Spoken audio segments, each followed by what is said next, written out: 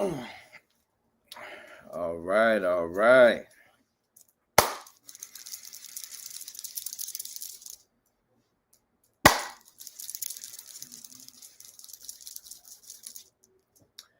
Let's get this thing started. Greetings, glad tidings to all the beloved across this realm, all the ancestors throughout the all, to the greatest of spirit, and of course to the origin of eternal soul, life, light, and rest. And as always, in all ways, Mësët to all. Brother Micah will be coming on shortly. We both kind of rushed this. I'm still, breaking fast at this moment. So excuse me if I take a few bites here and there. You see me over here munching. Had a long night. I usually don't stay up late, but last night I did. So, I rose a little late today, which is fine. We've been indoctrinated by time to think you have to do this. You have to listen to you, beloved. You have to always feel what is going on in you. Okay. That's your circadian rhythm. Yes, there is a natural energy and a natural flow, but of course they have lied to you about how that truly works. Okay. Everyone is not in a hive mind. Okay. Same with nature. There's certain animals, there's certain plants that only actually come out at night. Okay, so it's all about where you're at and what you're meant to be and where you're meant to be at that moment. Okay, so Brother Micah has not joined us yet, so that's fine. What I am going to do is I'm just going to share. It might go with the teaching, but it was just placed on my heart to share this with you real quick. Let me see. Let's see if I do this right.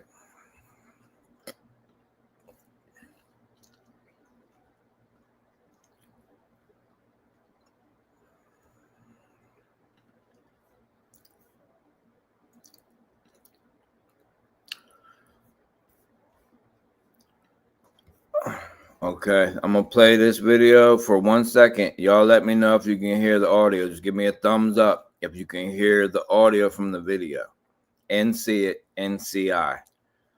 All right, let's see. Peace, love, and light, Charles. There's war going on. All around us. No, I ain't talking about Iran. There's war going on right above us.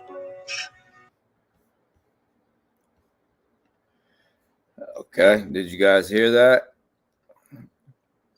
Volume good? Like you guys can hear it clearly and everything?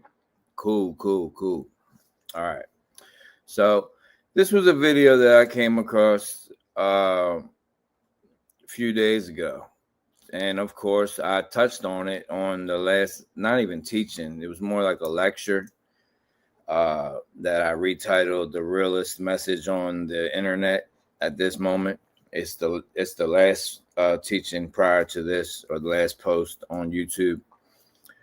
So, like I told you, there's this big narrative being pushed, and supposedly the Pentagon has even released information stating that, in fact, the Anunnaki have returned. Now, I've told you from the start that they never left. It's just there's some that never incarnated into flesh suits. So there's certain moments where they can enter this realm and leave. It's windows. These windows or portals happen 4 times every great year, approximately around every 6,400 years. I have the exact math written down. There's 4 times per great year. The cycle of, they tell you 26,000 years, but it's really around 24,000 because the time speeds up. The frequency that we call time speeds up. So in the end, it actually becomes closer to the 24-hour clock. It's closer to that and not 26,000. It's just when explained on a linear way, they're not really lying to you, but they're not giving you the full understanding of what time truly is and how it operates. Okay. Because it's simply a frequency, an energy. And we've, just like anything else, we've been indoctrinated to look at it a certain way. So they can tell us, every single age is 2,160 years, and the great years, this many years. They can tell you that on a linear thing. This happens this many years, but the loss of understanding is that it's light, it's vibrating, and above that it's sound, it's frequency, it's vibration. It's all vibration, okay? And frequency is just a measurement of vibration. So what we call Anunnaki. Many people, depending on where you're at in your journey, but most people know it's Anunnaki. They never left. As I told you, I unveiled, the Great Spirit unveiled this through to you a few moons ago, that Elon Musk is indeed Marduk. It is If you don't know who Marduk is, that's Amen-Ra in Egypt. Marduk is the one that actually produced and had the ziggurat of Babel, which you're told is called the Tower of Babel, built. Okay. Marduk is Enki's son, or Iya's son. Okay. And if you know how to read the Sumerian tablets, they're really close. So, but Enlil had a son named Marduk too, but if you know how to read cuneiform, his name is pronounced Marduk because there's a different angle of the impression. It's the same name, it's just one slight little different angle. So the pronunciation would be Marduk or Murdoch or Marduk. That's Enlil's Marduk or Marduk. Enki or Iya's son is the one we call Marduk. That's Elon Musk. And I'm not guessing. It was unveiled to eye, it was confirmed to eye. Okay. And it's crazy because I've even seen people now make videos of this. Make videos of saying that, I don't know if you've seen the star seeds people that are doing, like, holding the copper, I forget what they call it. They're holding these copper things and they're asking, the Arcturian Council is this, and this, and then they're, I guess channeling. They call it channeling. And they have the copper rods and they move and this and that, and then they'll come out with an answer. Well, these people, they may actually unveil some truth while they're doing this, but they lack understanding that they're not talking to Arcturians. They're not speaking to Palladians. all they're doing is accessing within themselves, and they don't even know it. They are thinking that this is coming external as a download, when the truth of the matter is all they're doing is accessing the truth that's already in them, that they have access to. And if in fact they are not an eternal soul and they're just an animated spirit, they still can connect to the organic energy through what we call Mother Earth, and they can access these codes and these truths, and that is what most people call the Akashic records. Someone mentioned it in the last teaching or lecture, and said, wouldn't that be called the Akashic records? Well, the Akashic records are in you, beloved. They're not in Egypt somewhere under the Sphinx in the halls of Amenti or something like that. They're not. You don't have to go on some journey in the astral realm or this and that. It's all right where you stand, right where you are right now. It's all there. All of it is within you. It's just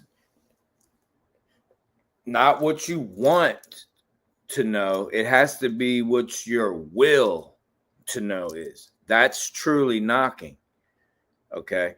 When you want to enter a building, you don't just pull up at wherever you eat and just start beeping the horn out of nowhere. You don't just stay out there and you're like, man, I really want to eat here, and you just holding on the horn, beep, beep, beep, beep, beep. No, you have to get out. You have to will. That has to be your will. You have to get out. You have to walk there. You have to open the door. If you got there and they close at 10 and it's 10:01 and you really would like to eat there, you may even knock on there and politely ask through the glass, can I just squeeze it and get one last order? That's your will.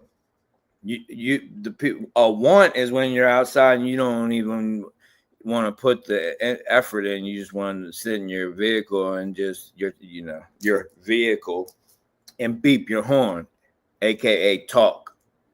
You just want to talk, but you don't want to, put in any kind of energy besides that. Okay, so let me play this because I know Brother Michael probably gonna be here soon. So let me jump into this and just show you this.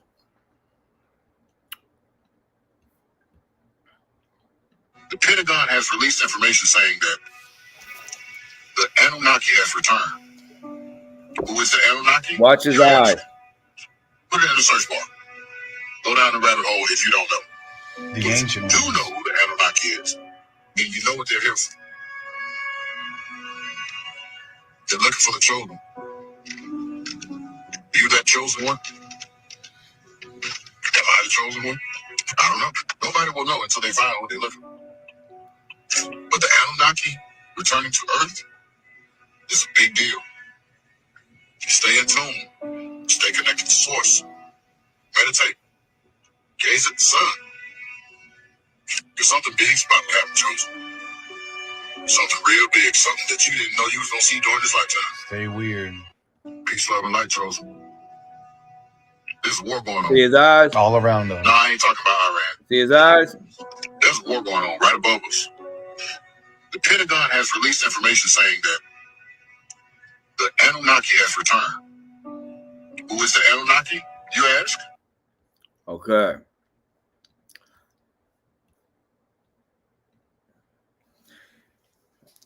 Did you see his eyes while he was speaking about it? So this is what I mean. Does that mean he's some kind of reptilian or something? No. I've showed you a picture of eye where my eyes have turned to complete light. No filter, anything. And I had a handful of people saying stuff about that. Okay. So all that is that your light code is repairing.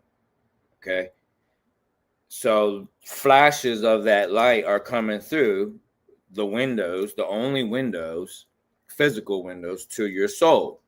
So of course it's going to show in your eyes. Okay. Are you going to walk around with flaming eyes, the entire moment at this moment? No. It's not. We're not there yet. Is a moment like that coming? Yes.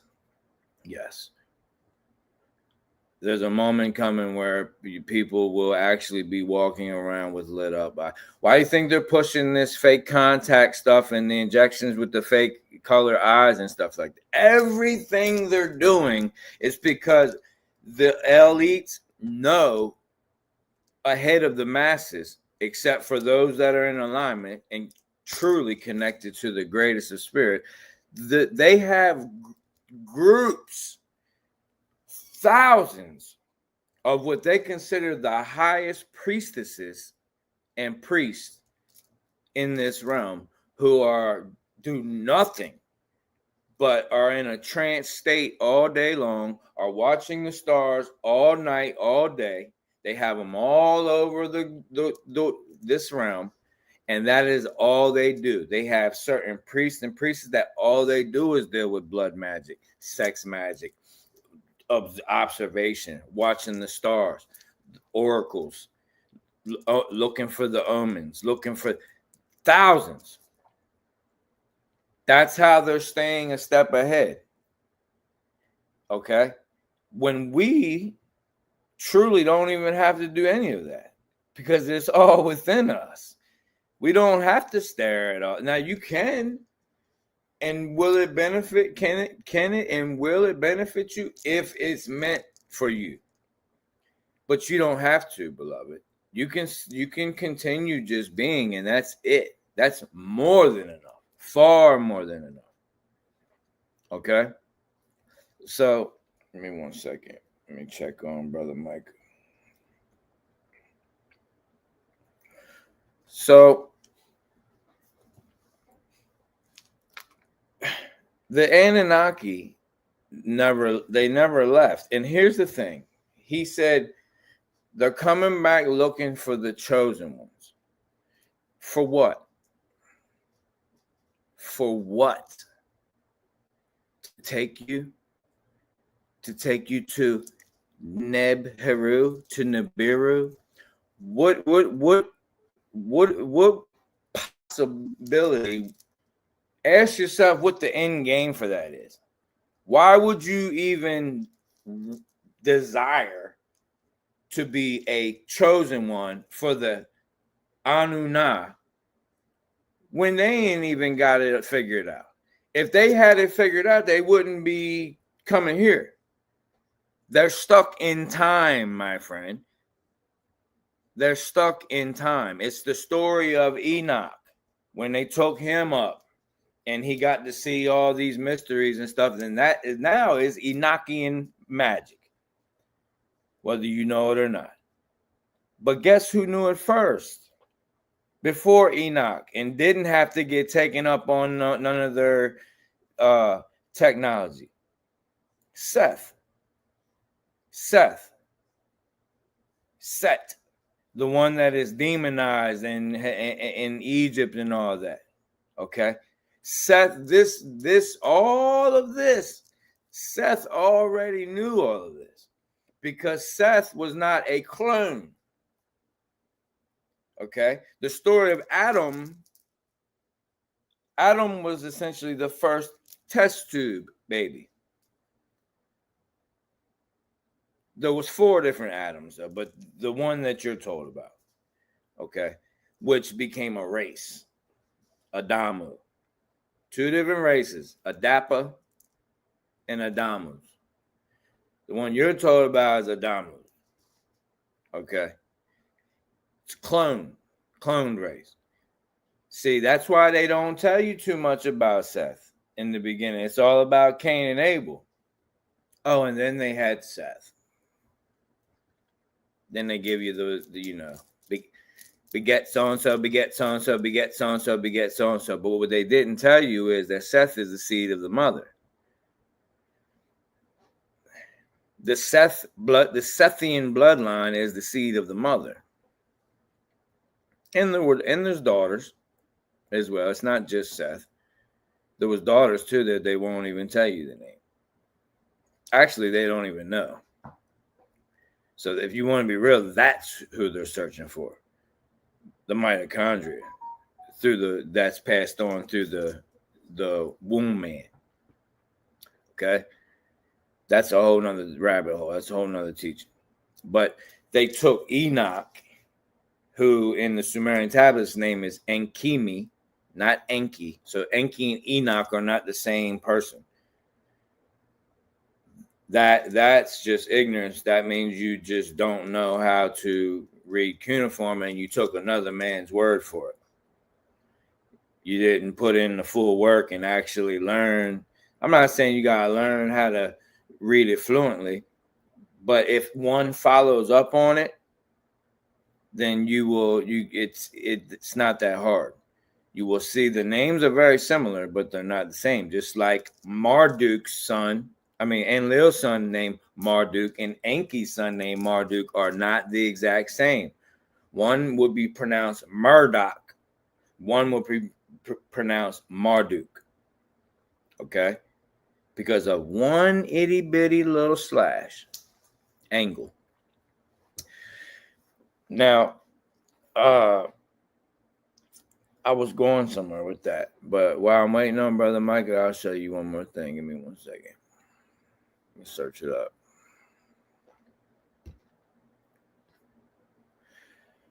Now, just because I'm sharing these people does not mean that I agree with their content. I might not even know their content.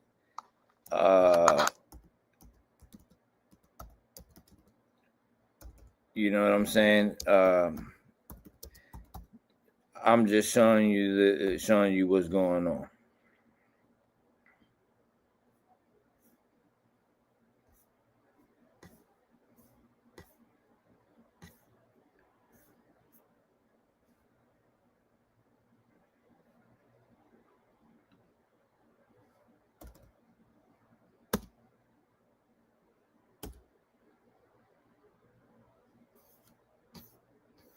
Okay, of course it wouldn't pop up when I'm looking for it.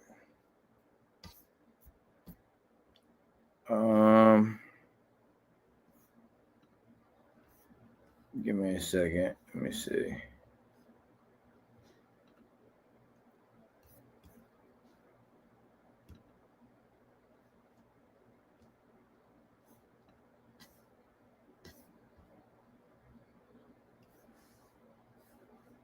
Is this history? Where's my history at?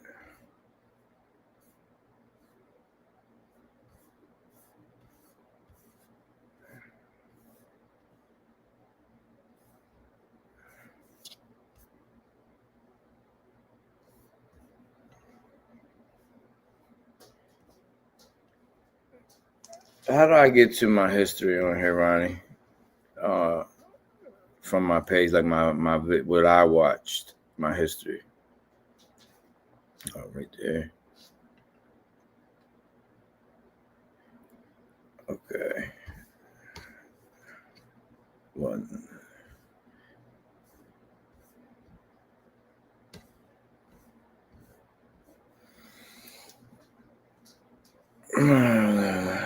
Dang. I ain't watching all this stuff.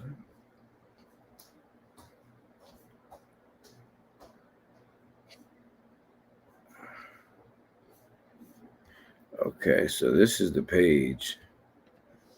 Give me 1 second, y'all.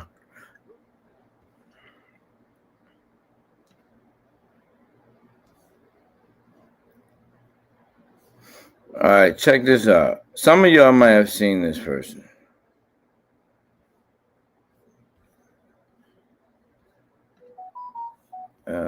Let me.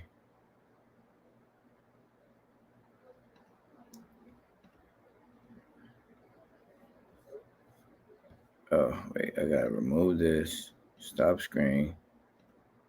Share screen. Boom. Tab. Boom. Share. Okay. I think this is it. They call this 9D Arcturian channeling. All right. dowsing rods. That's what they're called.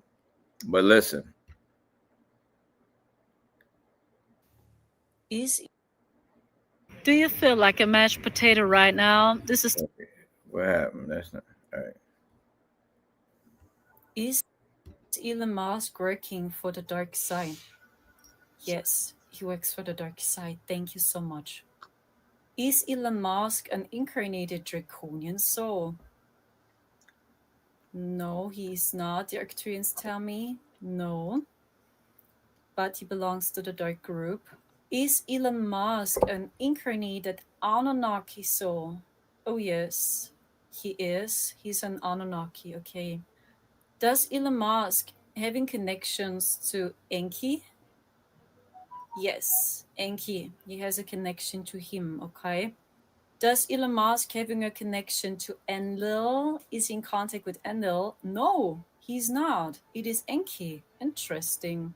Does Elon Musk working with the High Council too? Because some people think he does. No, he does not. Okay. So this means Elon Musk is acting all the time? Yes. Did the High Council try to help him? Yes, but not for real, they tell me, the Arcturians, because they see they cannot help him. Is Elon Musk the Antichrist? No, he's not. He's not the Antichrist. Is Elon Musk pushing the transhuman agenda? Is he pushing that? Yes. Okay, hold on. Yes, but not for real. Hold on. So this means Elon Musk is acting all the time, working with the High Council too. Does Elon Musk having a connection to Enlil? Is he in contact with Enlil? No, he's not. It is Enki. Interesting. Does Elon Musk working with the High Council too? Because some people think he does. No, he does not. In the transhuman agenda, okay. Does Elon Musk know about the Council of Light? Yes, for sure. Yes, for sure he knows. Okay. Did Elon Musk having incarnations in Sumeria? Was he very well known in Sumeria? The Arcturians say, I'm not allowed giving you details on that. It is very dangerous, they say. I'm not allowed giving you more info, but they say he has very deep connections to the Sumerian tablets. Yes, and he's an incarnated Anunnaki star. Okay. Now, this video was made recently. I don't even follow that person. I have seen that person online. Now, yes, brother John, I've seen her. Yes, she's from Germany. That's right. So I'm not into the whole starseed thing, and sometimes I might come off as like I'm belittling them. It's not that. It's just that the spirit comes in waves, and sometimes waves are more intense, sometimes they're calm. It's the same as the ocean. So sometimes the intensity of the waves might be pounding the shore to get that truth out. Sometimes they come gently and they just hit your feet, and the truth just gently comes on your feet and your ankles, and it's like that. So excuse me, it's always in all ways. Okay, it's not just one way. The truth does not just come one way. And that's when I see certain comments in the comment section, that's people attempting to tell me that they only resonate when the truth comes in one way. Okay, you have to realize that the truth is going to come in all ways. If it only came in one way, then only one type, one archetype of base individual who is still here in this realm, who is still wrestling with the ego and persona and indoctrination and remembering and repairing, that means that it would only attract and resonate with a very, very even smaller number of souls. So that is why the Great Spirit, comes out in certain ways. Sometimes it's intensity. Sometimes it's calling people out. Sometimes it's, very gentle. Okay. And I don't want to be too, we're all adults here, but it's a lot like, what we call making love. Okay. When you make love and you're intimate with your partner, I'm pretty sure that we can all agree, most of us, I would think, that you don't want it, every single time the exact same thing. You know what I mean? I'm not going to go any further than that, but as an allegory, but you get what I'm trying to say. Okay, the truth got to come through love in all different ways. Sometimes it has to, and sometimes it got to be, you know what I mean? So there's certain people that get offended in things in the comments when it doesn't come how they want it. And that means that your ego is still interfering with the message. Your ego is doing everything it can in your mind to say, nah, don't listen to this dude. Look, just for one, look at him. For two, listen to him. He's all, last message was intense, Now, of course, it's always a minority, but I love all, so therefore I have to address all. Okay. And the ones that seem like they're the furthest away are the ones that usually will get the most of my attention, because those that are closest, I know that you got it. So you don't really need I to be constantly, replying to your comments and things. I simply put a heart because I know you got it. The ones you see me commenting back to, it's not that I'm trying to argue or debate or force anything upon them. It's because I genuinely care and I love, and I see that they're, like how it says that Christ said, that you'll leave 99 sheep to get that one. And I'm not leaving you. I'm just walking away for a second to go over here and get that one. I know y'all are straight, or I wouldn't, or I would make sure you all come with I as well. Okay. I know I can step away from the sheepfold, and I'm not calling y'all sheep. I'm using it as an example. I know I can walk away and go over here and help this one and come and try to bring them on back, to lead them back, okay, to a stronger connection, a stronger agreement. And that's what I am all about, okay?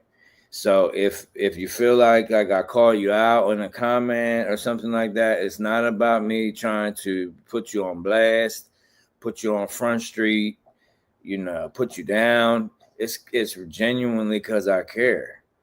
If I didn't care, I wouldn't even address you. Like I really would. I would read your comment and just, you wouldn't even get any energy from it. But so this I assume young lady said that, she had the dowsing rods and all that. Now, dowsing rods do have their place in this realm, but that's not it. That's not what they're for. Was what you saw her using them for. That's not. I just have to be honest with you. That's not what they're used for. Okay. Dowsing rods are simply about finding certain energy, what we call dragon lines, ley lines. That's all they're for. That was how the ancestors found the exact ley line intersections and things. It has nothing to do about accessing Arcturians and asking questions and all that.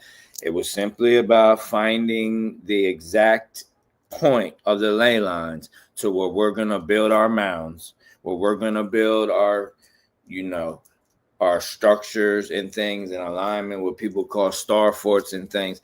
That's what they were used for. That's their only true usage, is to find the dragon lines, what we call the organic grid, to help find it. Now, if you have a priestess or a priest that is as they should be, they won't need anything like that. They can simply walk and feel and will know. They will say, this we're here. They will know. So you won't even need none of that stuff. But what I was trying to show you is how she said the Arcturian Council said they can't share with you who he truly is. So she definitely asked it, unless she's like watching the videos over here, because I haven't heard anyone else say it. Is it possible? Maybe. If it exists within I, then it exists within others. So I wouldn't doubt that someone else has tapped into it, to that truth. I hope that I'm not the only one. I'm not that type of, I'm not prideful and arrogant like that, to where I want to be the only one that's giving you this. Okay. I hope that there are others that tapped into the truth, that this truth was unveiled to them. But what I'm trying to show you is that I told you this moons ago, who Elon Musk is. And now look what's happening. There's others who are coming out, whether they're doing this, doing that, and they might not be fully found their center point yet, but they still are connecting to the truth, some in their own way. Okay. And I wanted to show you that. Okay. What's the odds of that? What are the odds that I told you that a few moons ago, who Elon Musk really is, that it was unveiled to I? 100%.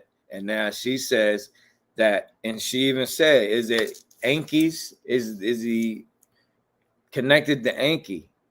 And she said, yes. Then she said, connected to Enlil. Said, no. Well, what did I just tell you? The Sumerian tablets. Who is Enki's son? It's Marduk.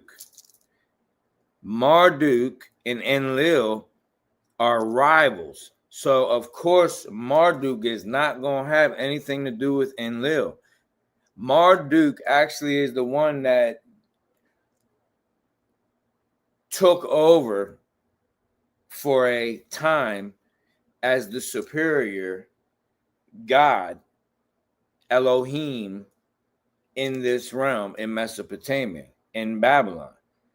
The knocking down of the Tower of Babel and the man's languages and all that, that was done by Enlil, aka Yahuwah, Yahweh. Okay? The jealous God.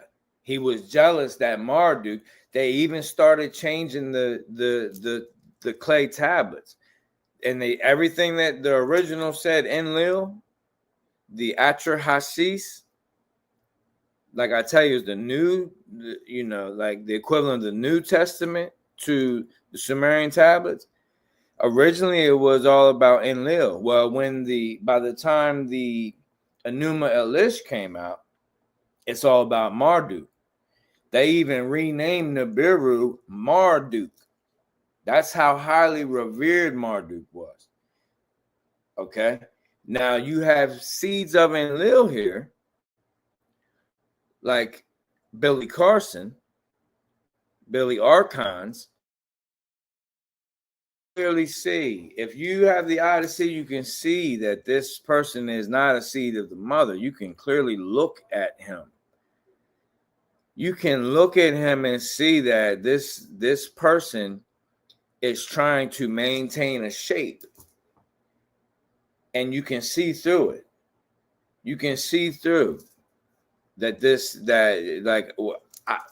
if you have the Odyssey, I saw it from the first moment I ever even seen the guy. That's a seed of Enlil. So what he spreads is that Amen Ra, aka Marduk, was the meanest, filthiest, evilest being here on earth ever. That's what Billy Archon's, the gatekeeper, that's his message. If you don't know, that's what he spreads. Okay. But there's a whole nother faction that says when Marduk was ruling in the beginning of what we call Babylon, which was actually Sumer Akkad, it was peaceful. It was a very peaceful time. It was like plentiful, and things were good. So there's a whole opposite story where Marduk was revered, highly revered. Okay, and that's Enki's son.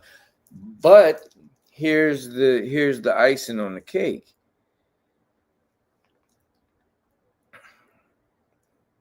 We do, in these bodies, we do have some of their light codes still in us.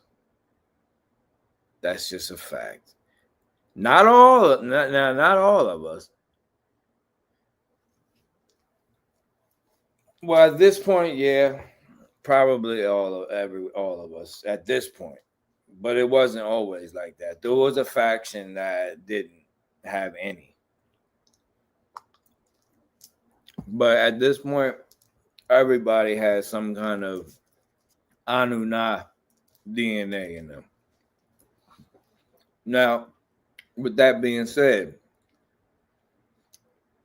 I told you last teaching, the DNA, your soul supersedes the DNA.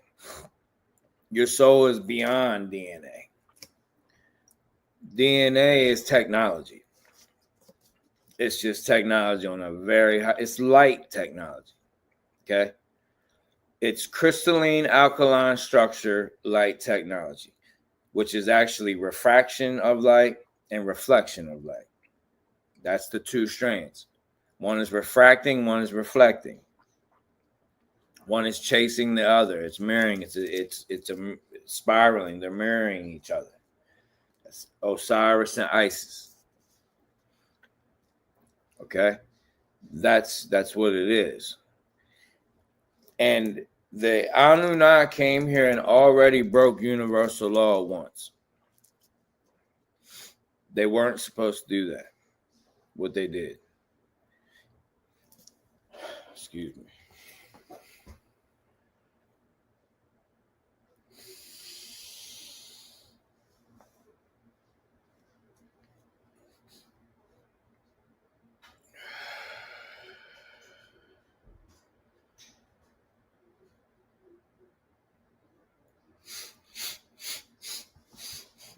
Okay. Excuse me. They already broke universal law once. Okay. So if there are beings that will do that, that says a lot about them. That means they're not some perfectly heavenly angels coming here to save anybody. Okay. So when that man that I showed in the first clip said that they're looking for the chosen ones, listen, no such thing. You're already this. You're already beyond chosen because you're an eternal soul. A chosen one is somebody gets picked by something or somebody. So who's doing the choosing? That's whoredom. It's prostitution. That's you standing in a line waiting, backstage at the concert, hoping to get picked, chose. When security comes out and you're at a concert and they say, yeah, they said they wanted you, and you can come back too. That's the equivalent of the Anunnaki choosing you. Where are they going to take you? They destroyed their own atmosphere. That means they're not even good stewards. They had to come here to even remain to survive within time, as I've told you, because they cut the umbilical cord to the Great Mother. They have been intertwined with techni, aka technology, idolatry, to live forever. They wanted to become like the origin of eternal soul, life, light, and rest. So essentially, they are the watered down, the dumbed down version that you got about the war in heaven and Lucifer rebelling and all that. It's not one being. They're talking about a race. A race. They just flip the whole story, and you, especially if you get the biblical version of it, you're getting like, it's like a circle where you whisper in the ear and it goes around. Well, you got the 7,000-year-old whisper. You're getting 7,000 years of a circle of billions of souls. Well, probably not billions of souls, but billions of incarnations of souls. That was it. The story was whispered in the ear and it got told all the way around, and now you're getting this certain version of it. Still got a little, like, you can still get some out of it, but not the real deal. So, for one, they never left. For two, the main ones incarnated in bodies. Enki, Enlil, Marduk, Ninhursag, Inanna.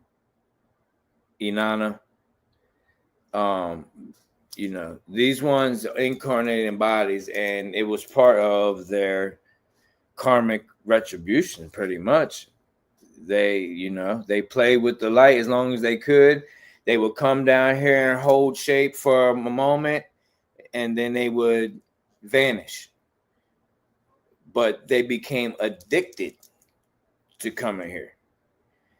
And due to what they were doing here, they eventually, the echo, the reverberation of their seeds that they planted had to be harvested, and that came in them getting stuck in physical form.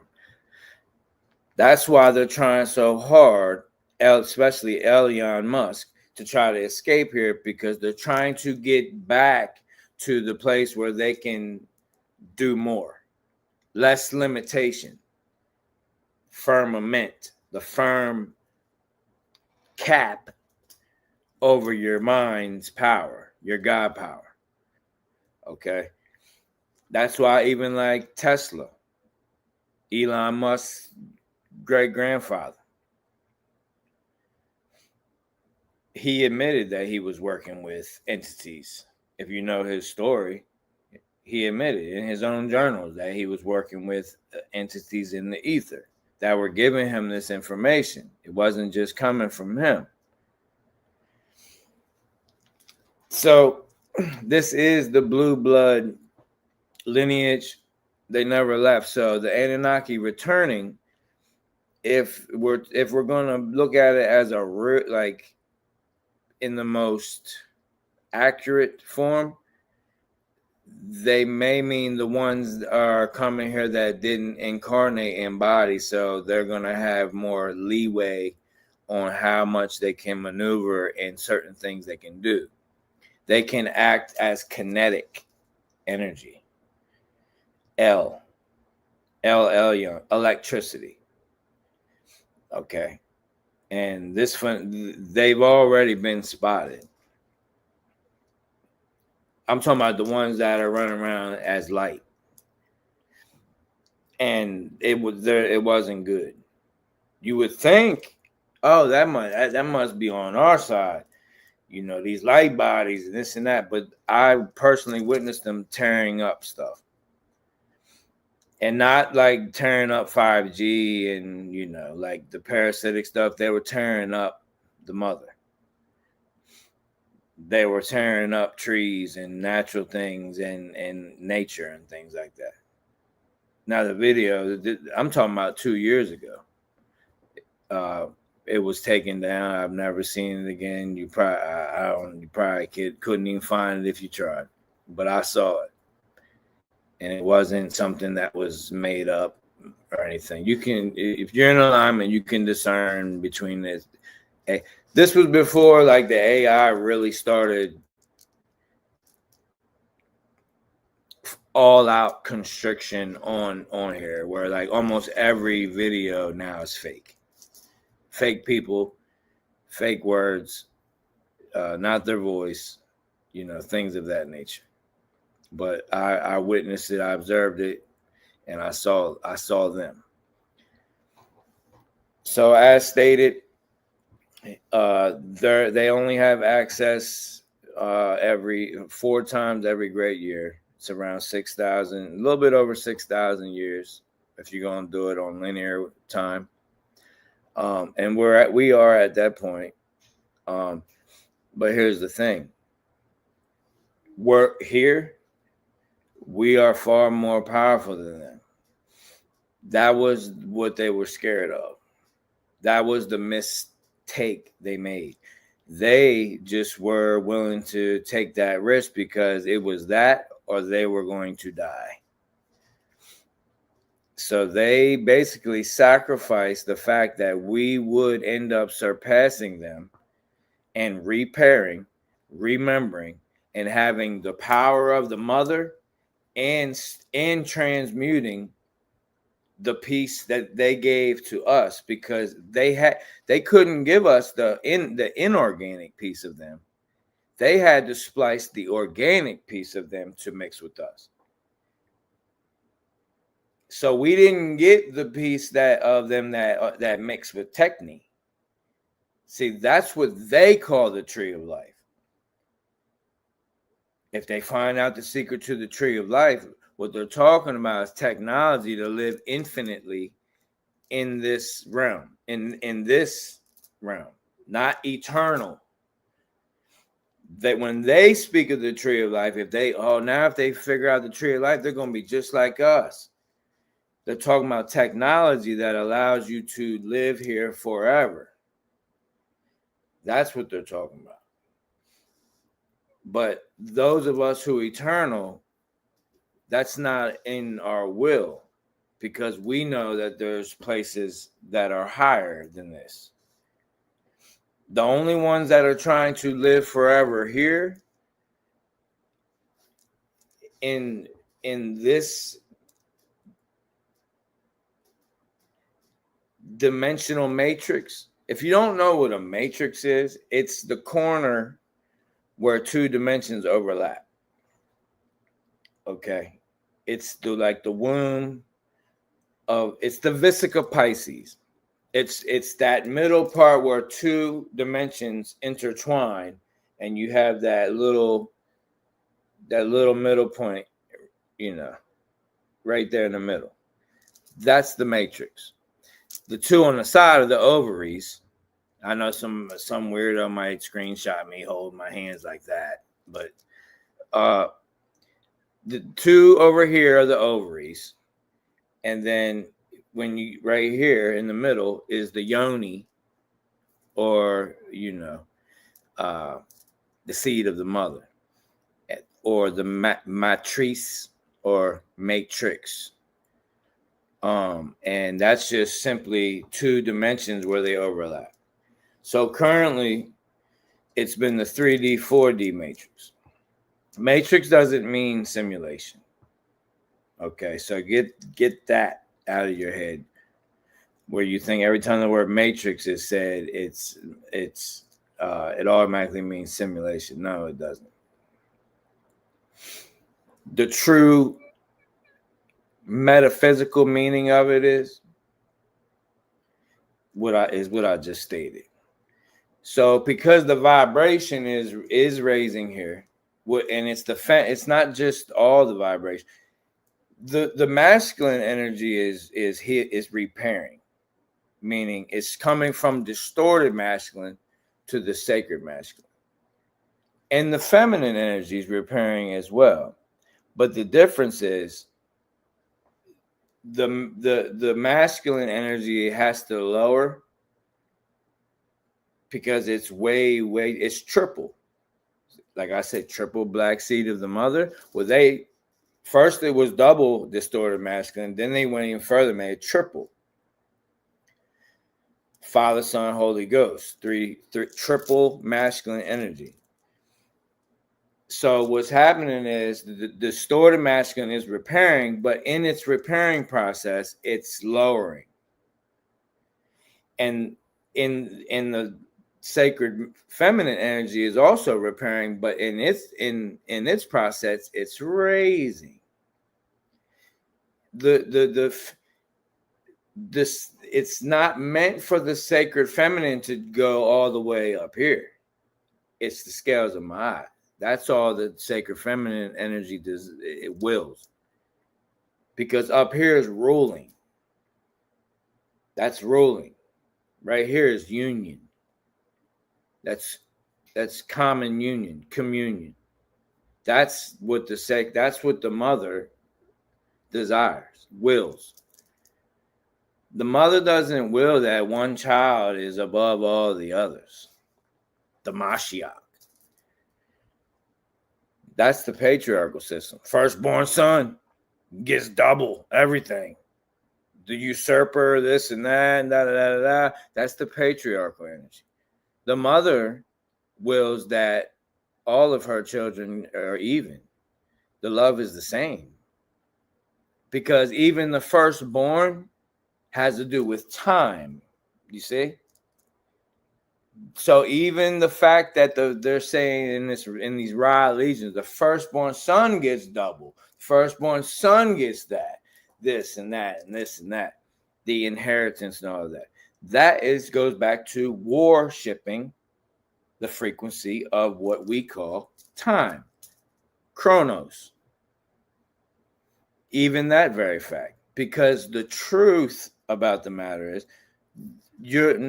we were all eternal souls are made. We come from outside of time. Therefore, no one is older or firstborn. We all came to be at once. We were, are, and are to come. Do you see? So there is no, you're not above your child. It's just in this particular experience, you were meant to be the one that came here, was be earthed first. And in this incarnation, you are meant to do certain things. And that doesn't necessarily mean always lead, because there's many moments where your child can lead you. Many. I'm telling you. Especially the children that have incarnated, the souls that have came here recently. As long as you kept them away from all that, they are tapped in, beloved. Tapped in. Some of those, we all have the same authority, but these souls have came here like knowing, on fire, like the ish, like they're the ish, like, we all are original, OG, original souls, old souls, and all that.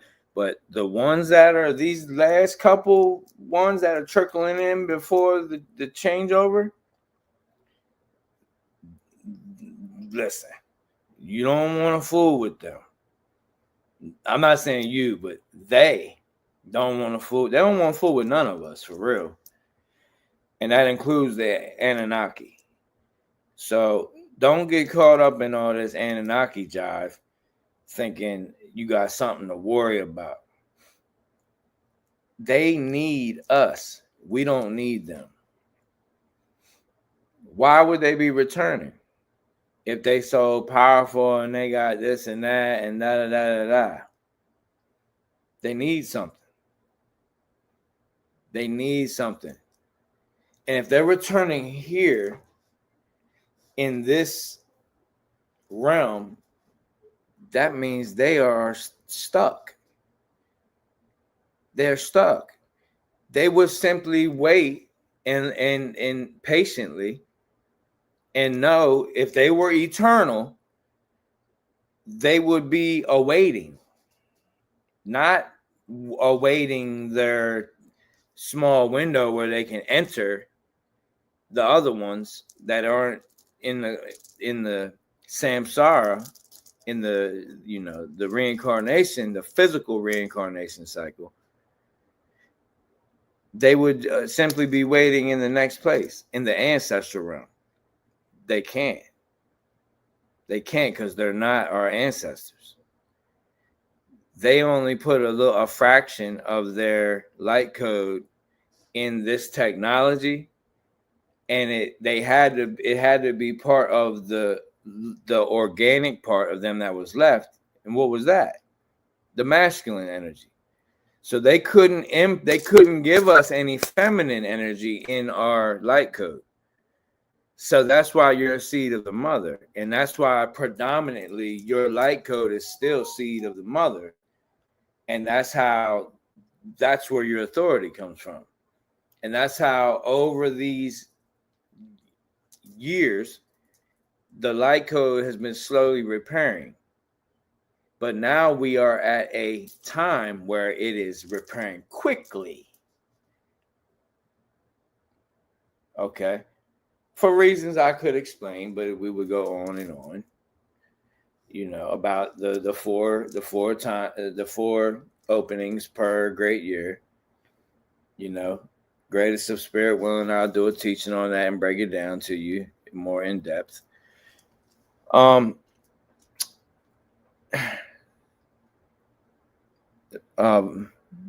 Beloved Violet Flame said, sounds like a host and parasite type dynamic. That's exactly what it is. Well said. Enlil told you in the Bible, I am the Lord of hosts. In the Sumerian tablets, it says that he's the host of the he's the, how is it worded? I'm trying to say it in the most proper English way. Basically, in the most common way, he in the Sumerian text, Enlil says he's the host of the heavenly armies, right? But the word heavenly is not talking about the concept of heaven that we have been indoctrinated to think of heaven as this harmonic realm stuff. They're just talking about principalities and things in the air, energy, in the ether. So Enlil is the jealous one, mastermind, engineer, architect. Okay, the great architect. And is basically a general, like with an army, and it's a parasitic army. And for them to remain immortal, I'm mortal, but to live, keep living, they need us. They need us. But this is the thing. Everyone thinks there's some united, just all united front. They're not. They're so jealous and distorted that they're still fighting amongst each other. So that's the war in heaven that you hear about.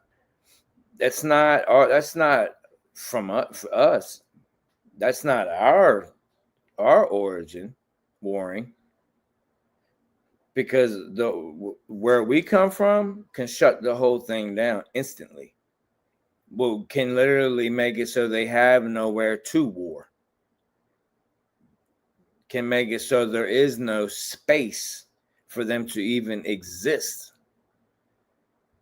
Not because they're energy, and energy is eternal, but energy can be neutralized. Meaning they can still exist, but they can be neutralized as the tumor, as the cyst that they are. And that's what's eventually going to happen.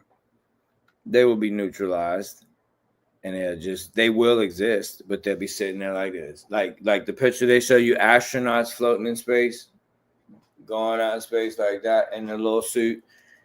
That's essentially what it's going to lead, eventually will lead to. They're not going to exist forever. They're holding on by a thread, and we are that thread. Why do you think the Pentagon knows? The Oval Office. What's the Oval Office? Ovarian. Oval Office, ovarian, they're telling you right there. Okay? The Pentagon, that's the cube. Saturnic energy. The documents were released from the Oval Office. What's the Oval Office? You know, the ovaries. It's the ovaries, the feminine energy. It's either conning and trolling the entire realm. District of Columbia. Columbia is their false queen of heaven. Romanized version. Oval Office. That's their ovaries, where they're using the feminine energy to disperse and to, but what they got outside of the Oval Office perfectly aligned. The phallus. The erect phallus. So they're using the knowledge, the wisdom of the creative energy, which is the feminine energy. Okay. The ovaries in the Oval Office, the egg, but they're dispersing it through the masculine, through the erect obelisk phallus. That's what's going on. And it's all getting ready to come to an end. Well,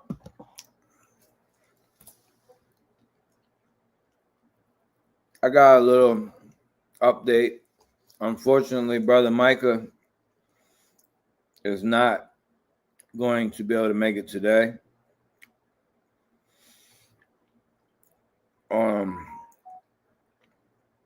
Greatest of spirit willing. Looks like we're going to reschedule for tomorrow at 6 p.m., which is fine. I can still, we can go on. We can proceed. So,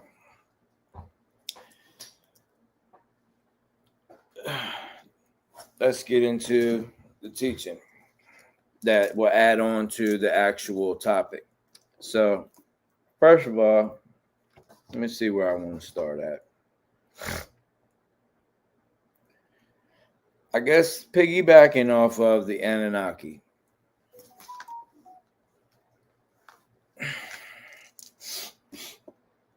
Anu is their most high, their king. Okay? The Canaanites call him El Elyon. Later on, the so-called Hebrews, which, as you know, if you've been here, you know that the Hebrews didn't exist, that word anyway. It's not a bloodline, it's not tribes, it's none of that. It was a working class. It's a caste title. It's like lower class, middle class, upper class. Originally comes from the word aparu, apiru, a class of people that hire themselves out for various tasks. Now, they got to reading and writing and, wrote their own books and made up their own narrative and said they were slaves. which essentially, I mean, they were no different than today, where 350 million American citizens don't know they're slaves, but they are. Same thing as the Aparus. If you look it up, people say, no, Hebrew just means those that crossed over. Well, you're not even all the way correct on that. That means those that crossed over one of the rivers. It's because they were people that came from all over, and to get to that Mesopotamian area, you had to cross one of those rivers, the Tigris or the Euphrates, or the Nile, depending on where you came from. That's what it meant. So the Aparus, they say, oh no, Hebrews means those that crossed over, that, you know, and they make it into some kind of like mystic thing, like they crossed over to the real way of knowing the truth. No, it meant they crossed over the rivers to come from a foreign land to work.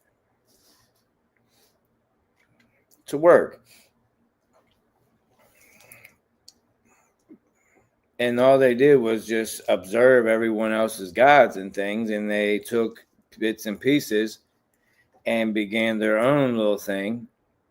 And it's pretty much what happened until the changeover from the age of Taurus to the age of Aries, when one person that you're told is called Moses, Moshe, Mash, Shemash, Amenhotep IV, aka Akhenaten, the father of King Tut-Ankh-Aman, and through who they call the Semitic, is actually come from the word Shemitic. They are a hermaphrodite bloodline. They're a hermaphrodite bloodline. Not every single one, but it's very prevalent that they're born with both sexual, parts. So the being that you call Moses actually birthed a child, because he was neither man nor woman, both. And that was King Tut-Ankh-Aman. And it's in the hieroglyphs. You can clearly see it. And his wife was Kaya Mary Kaya, Queen, Junior Queen Junior Queen Kaya Mary, which was Queen Nefertiti's. Queen Nefertiti was the real queen. Kaya Mary was the junior queen. So it was either her daughter or her sister. I won't say it unless I know 100%. So it was either or. But the person you're told is Moses had a baby with her first. Now in the Bible, her name is Miriam, and they tell you it's Moses' sister. But the real, there's tablets and pyramid texts and hieroglyphs that are far older than any. The oldest Hebrew script is the Mesha stele, or aka Moabite stone of Moab. And that's from 800 BC. I'm talking about stuff that's from 3000 or 2400 BC, around there, 2300 BC to approximately 2000 BC. Basically, when the events were occurring. So, and there's a picture of it where they show Kaya Mary Kaya, or Miriam in the Bible, sitting on the right side of the hieroglyph, holding the oldest child. The oldest child's pointing at Moses, aka Amenhotep IV, and he's holding King Tut-Ankh-Aman. And you can see the afterbirth belly. The belly is the after, when the same as when a woman has a baby. There's a lot of, it takes a minute for the belly to snap back, the skin to snap back. Well, they're showing the afterbirth hanging down, the belly, the afterbirth belly. It's sagging all the way down. And you can see like breasts that you can tell have a little bit of milk in them hanging down. Everything is sagging. And the baby that's sitting on the woman's lap is pointing over there in a confused state. You can almost, you can discern it, and you can feel what this being, this baby was thinking. Mommy, how did this happen? Look. And there's a hieroglyph of that. Okay. So these people started their own religion based off of that person. And he was very tall. So he had a commanding presence. And he was a high priest of the mysteries in Tamara, aka Kemet. At this time it was Kemet. And he was about 13 to 15 foot tall. So he did have a commanding presence, a physical presence, when he was around others. And so after this chaotic event, this changeover event from the age of Taurus to Aries, some people were running into Kemet, some people were running out. Now the Aparus, or who most call Hebrews, they were leaving, because they have no reason to be there anymore. They were there just to work. If the whole place is falling apart and plagues and all this crazy stuff is happening, now the full out changeover event is happening. They took off running for the hills.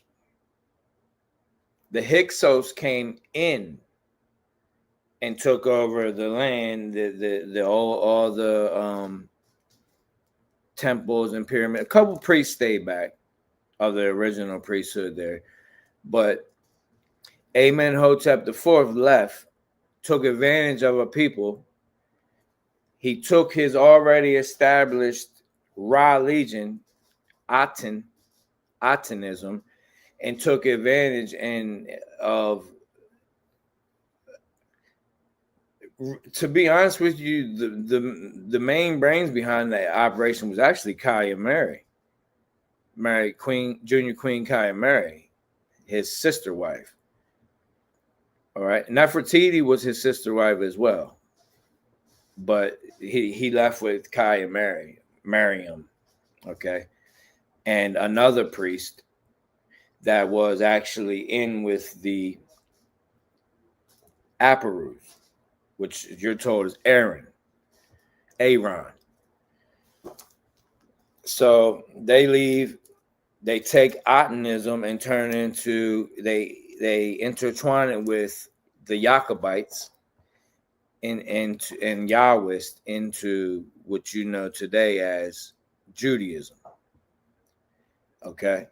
And because Amenhotep IV knew how to look at the zodiac and the stars above, and knew certain things and when certain things were going to happen and this and that, and also knew about energy, 0 point energy,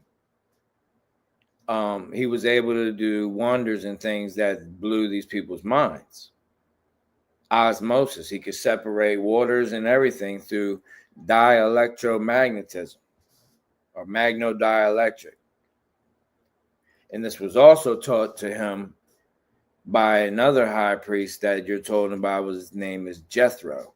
Jethro actually had a special staff that basically, even today, you would consider it something,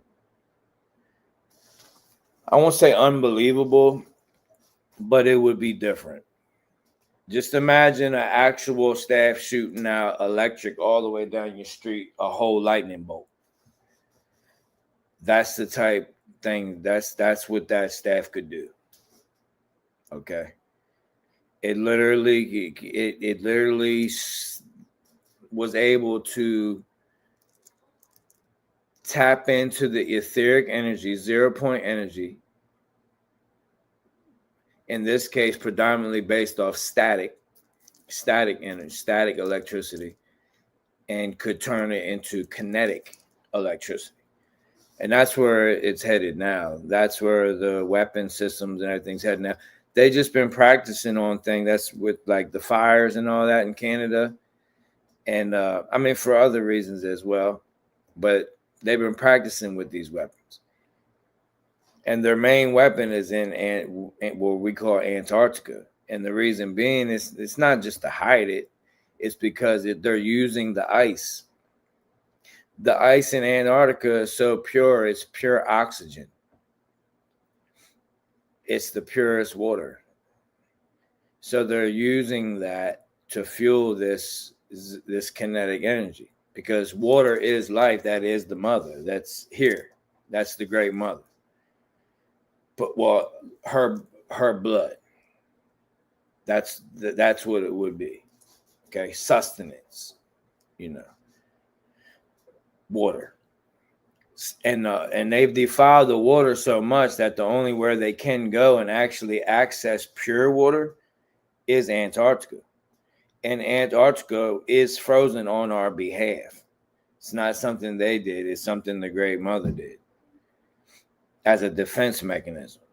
So when this changeover happens, all the waters will be purified from Antarctica. And the right brain will be unfrozen, and we will have access to those lands. They won't.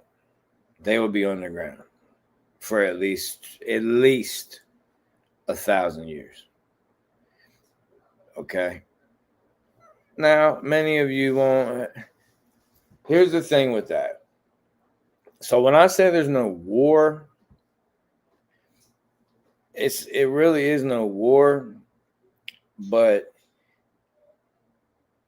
you're an eternal being, meaning even what's going on down here, if you choose to have the free will to know what's going on down here and to help down here, but remaining in alignment with source and not going outside of universal laws like the Anunnaki did, then you can free will do that. And that's what people call angels and things. So you could still remain here and help here. So when that 1,000-year period's up, you could actually still be present here, just in the unseen, assisting the balance, the harmony, to maintain that. And that's real. That's where the stories of demons and angels and all that comes from. That's real. So is there essentially a conflict? Yeah, but this is the thing. The origin of our eternal soul, life, light, and rest is such a mother that she will remain teaching her children as long as it takes. Time is of no concern to her.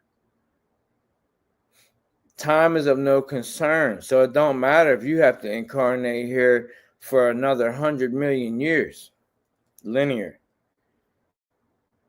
It's not because you're damned. It's because you're loved. And instead of warring and us fighting them, we're not going to fight. It's about teaching. So it doesn't matter how long we have to keep on teaching. It don't matter how many times you fail the class. No one's going to kick you out of the school. Only you can do what can resign from the school. And that would be cutting your umbilical cord and throwing it in the towel, saying, I'm done. I don't care. Whatever. Give me this. I might as well join. If you can't beat them, join them type deal. And even then, it's not what it's cracked out to be. They're miserable. Why do you think they're trying so hard? If they were content, if Elon Musk and the Anunnaki, Donald Trump, all of them, the Persians, the Zoroastrians, the Enlil, the Blue Bloods, if they were all content, why are they all trying so hard? Because they're not content. They're damned. And I told you what damned is. That's separated from the waters of the Great Mother, the womb. They're damned off. So they've given up on that. They're not even on plan A, plan B, plan C. They're always, it ain't no telling where they're at with it, what plan they're on now. Because they've been here so many cycles. This is not their first go round. That's why war with them will benefit them. We have to remember who we truly are, repair, and then claim the true authority that you are. Not that you have, that you are. And that's what it is. But, okay, so Anu, right? Anu's name was changed a lot. You know, Anu, this, that. But and a lot of people think Anu is An in Egypt, but that was only when the Greeks came down and turned it to Heliopolis and the Hellenistic and all of that stuff. Then Anu and became An and, you know, this and that, and they changed. Previous to that, it was Nut and Geb. Anu was feminine in the original Tamaran, aka Egyptian hieroglyphs. Nut and Geb. Nut is the heavens covering us, right? Shemaya, her illusion. That's Nut with the stars and all of that. Geb is the earth man, the head man, the Christ. If you want to say Adam, you could, but it like you gotta know which Adam you're speaking of. Seth. It's the seed of the Great Mother that was placed here to protect, not go forth and subdue and have dominion and all that nonsense. So that's Nut and Geb. Okay, Geb is, if you don't know, Nut is a feminine energy, and Geb is a man. In fact, it's masculine energy. Okay, and so that's Nut would be the equivalent of Anu. Now, the Sumerian tablets do predate some of these pyramid texts, but not really, not all. And because there's also South African texts that predate the Sumerian text. And there's also Vedic texts that all happen around the exact same time. But we are told that the Sumerian texts are the oldest just because they're the most abundant. And most of them are held by the Rothschilds today. If they weren't important, why do you think the Rothschilds have them? And they release them. They release them here and there. Why? Because, as I've always tell you, the truth has to remain accessible. They're not gonna give you the true breakdown of it. They're not gonna release the tablet and then give you the real Wikipedia, what it really truly is. No, they released the truth. They made it accessible. Now, are you gonna put the work in to actually learn cuneiform and look at it and read it yourself? Not everyone is meant to do that. So what will happen is the Great Spirit will lead you to someone that will fully resonate with you, and you will know, I know this person is telling me the truth. That's what will happen. we all aren't here with the same exact mission, hive mind, where we're all supposed to learn cuneiform and spend 10 years, 12 years of your life learning it and reading it and deciphering hundreds of tablets, cylinder seals. Not everyone is here with that part of their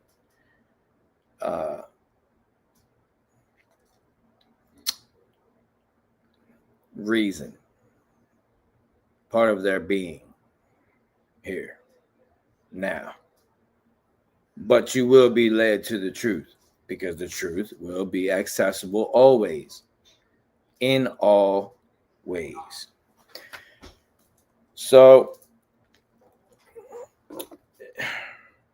An, or Anu, was the father of the gods and the central light at the universe summit.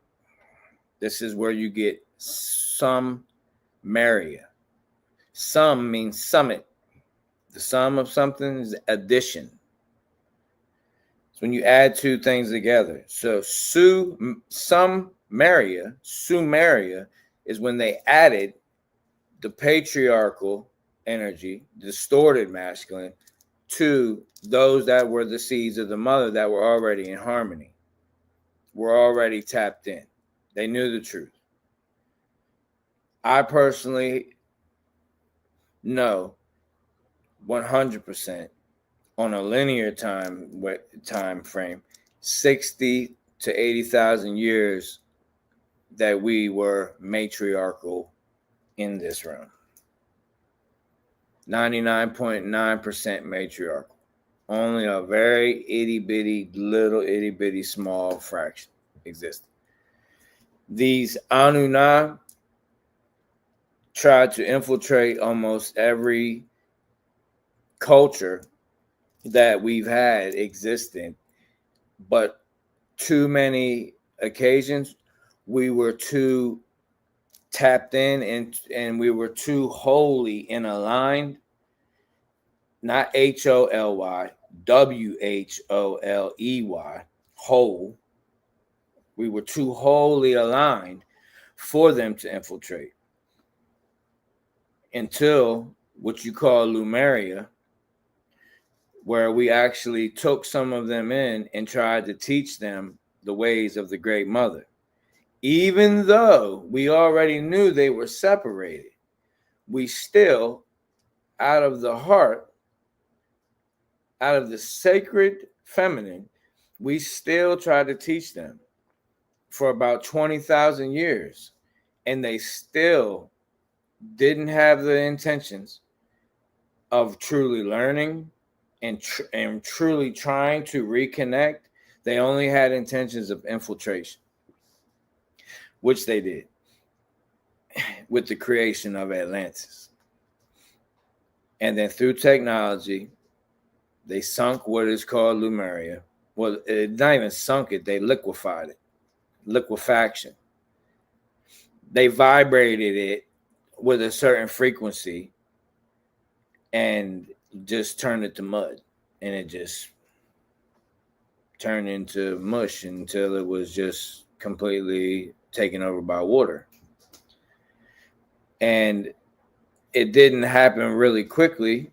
It happened slow enough to where most people that were on the continent were able to relocate.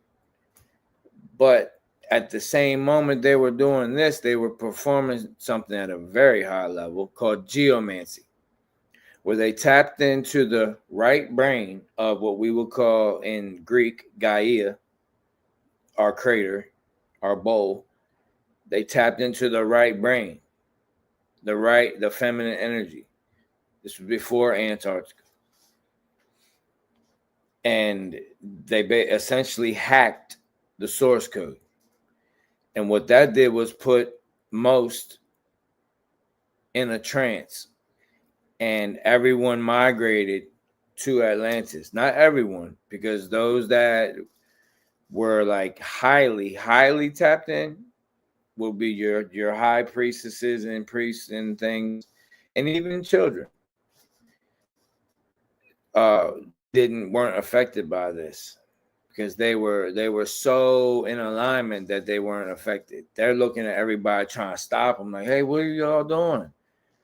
Essentially, everyone was in a daze, and they, whether by boat, by foot, by whatever, they made their way to what we call Atlantis, which was not just one continent. It was very large. It consisted of a very large area. And when they got there, the Atlanteans or Saturnians separated all of us based on our energy. So they would put those that had the sacred masculine on the left side, those that were predominantly sacred feminine or the strongest, because we were balanced, but whoever had the strongest of this energy, they would put the sacred masculine on the left, the sacred feminine on the right, and those that were the strongest would go to the middle, the crater and the crater and the crater. And they were actually used as beacons to energize them. And essentially what they're working for again now through all of this, it's the same goal, it just looked different. So when the Great Mother took them out with what you know as the flood of Noah and all that, okay, it was actually not just like the Bible tells you the truth, but that like the waters came from above as well. Well, what happened was it actually, Atlantis went up. How the Christians tell you a rapture and all that, well, Atlantis went to the waters above. And it can still be seen when the plasma event, when these changeover events take place briefly. That's where the menorah comes from. Because half of it's in the waters above, half of it shows down here, the reflection through what you would call plasma. That's where the squatter man comes from, the hieroglyphs, all of that. The hats, certain hats the ancient Egyptians wear, the hats you see on Enki and Enlil and things like that. It all goes, the menorah, even the word Yod Hey Vav Hey, hand behold, nail behold, they tell you that's what it means. But it was just what they saw. It's wherever you were at the moment of this event, you saw different things. On Turtle Island, we saw more of a mantis, like a centipede, a mantis, centipede, squatter man, and it's about a 3.5 day period, and it goes away and then it comes back too. So that's the story of the two witnesses, where they're going to be out there, and then when they go away, everyone has a party and everything, and they're happy and stuff, and then they return. They come back to life. They tell you that in the Bible, the two witnesses. They're talking about the energy of this event. It goes away, but then it comes back within a few days. So it's the truth is there. It's just been distorted so much that nobody really knows what's going on and what they're reading. So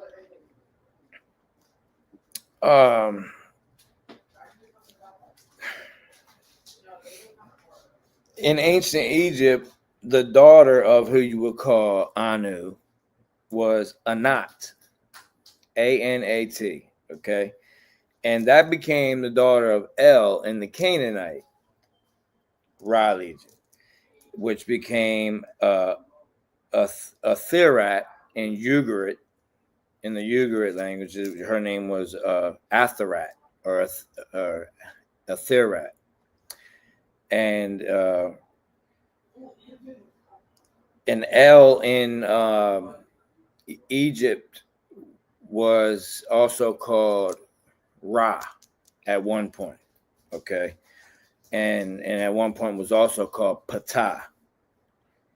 All right. So that's why Marduk in Egypt became Amen-Ra. All right. But Ptah was actually Enki, Ea. So the backstory gets confusing.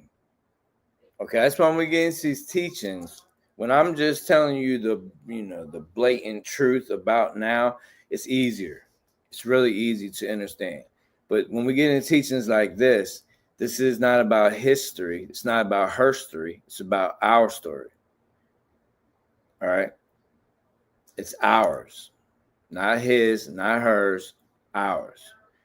So it does get confusing because you we're coming from all different cultures and we're trying to put these pieces together so you can see the jigsaw puzzle. Okay. And I try to do as best as I am able to allow you to get enough to comprehend and understand. So the daughter of Anu, or it was Anat, basically consort became Baal Hadad. Hadad is actually where the name Dad comes from. We call Dad and all that comes from Baal. So, it's a shame because to us, Dad is a good word. You know what I mean? But that's really where it comes from, Baal. Baal Hadad just means Baal the Dad. Ha is the, or he. So Baal Hadad means Baal the Dad, or him the Dad. This was her consort. Okay. And then in Egypt, through the Hyksos, it became Set, which was not the original Set. Set was with Nephthys. All right. And I already did a teaching on Set. If you want to know the truth about Set in Egypt, I have a teaching you can look on the page for. They made him into a dark deity and Setan and all that, but it was actually the deity of the red man. Not even a deity, but they turned it into that. So the daughter of Anu trickled down millennia later, turns into Athena in Greek mythos. In Mesopotamia, they flipped it. See, in Egypt, it was one thing. It was feminine energy, you see, until they did the pyramid thing. I told you. They changed it from the age of Libra to the age of Taurus through the pyramid technology. They actually manipulated space-time. That's what the Great Pyramid did. They literally... Let me show you something.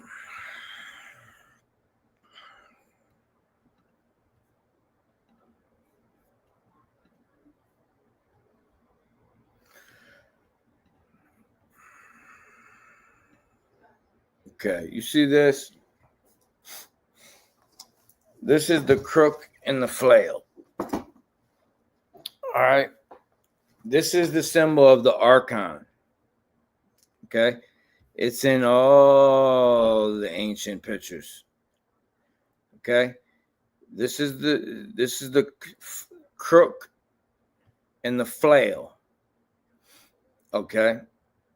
Now, for those that only have a limited level of knowledge, they're going to tell you that one was for threshing for the harvest, and one was for gathering or shepherding, and they have like a more basic story.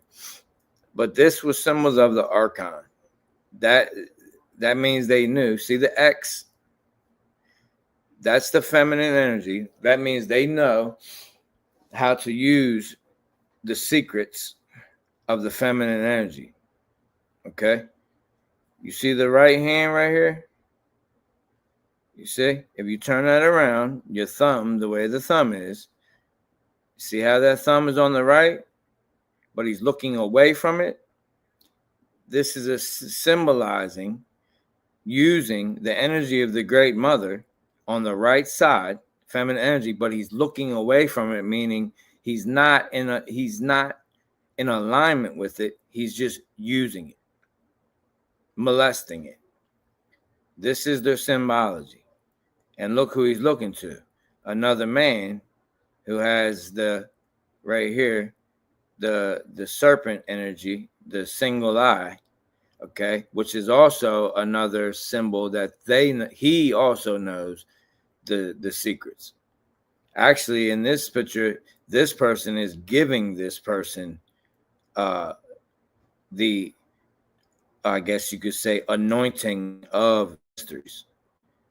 That's what's going on here. This is the higher than this person. See the eyes lit up? It now became enlightened. This person doesn't have the ophiuchus, the snake on their head. This person does. This person's eyes are lit up, okay, and now has the crook and the flail. Now in the zodiac, the crook and the flail represents Aries and Libra. This is Aries, okay? This is Libra, the equinox, all right? Which is also on the zodiacal wheel. It is like it's an X. I mean, they make it like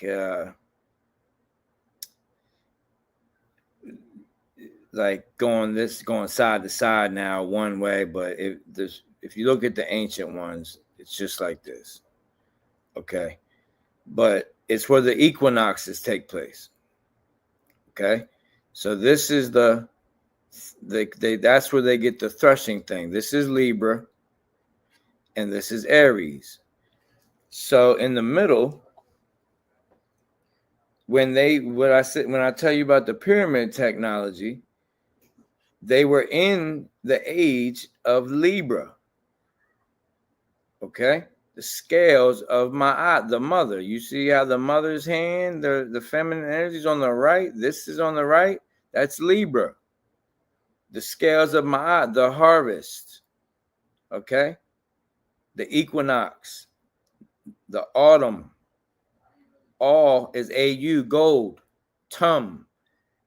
Atum, autumn, atum. Atum Ra, autumn Ra. So what they did was they changed it from the scales of the mother into the age of Taurus, which comes right here. And then after the age of Taurus is the age of Aries. That's what all of this symbolizes. Okay? Went from the age of Libra. Here's the age of Taurus, which is him, the bull, the Aleph, okay, the patriarchal energy. And here is the age of Aries. This is why people that claim that that the zodiac didn't exist and this and that, and it was only the lunar zodiac stuff, they don't have the spiritual. They're not spiritually in tune enough to understand these things. They cannot look at these things and understand it.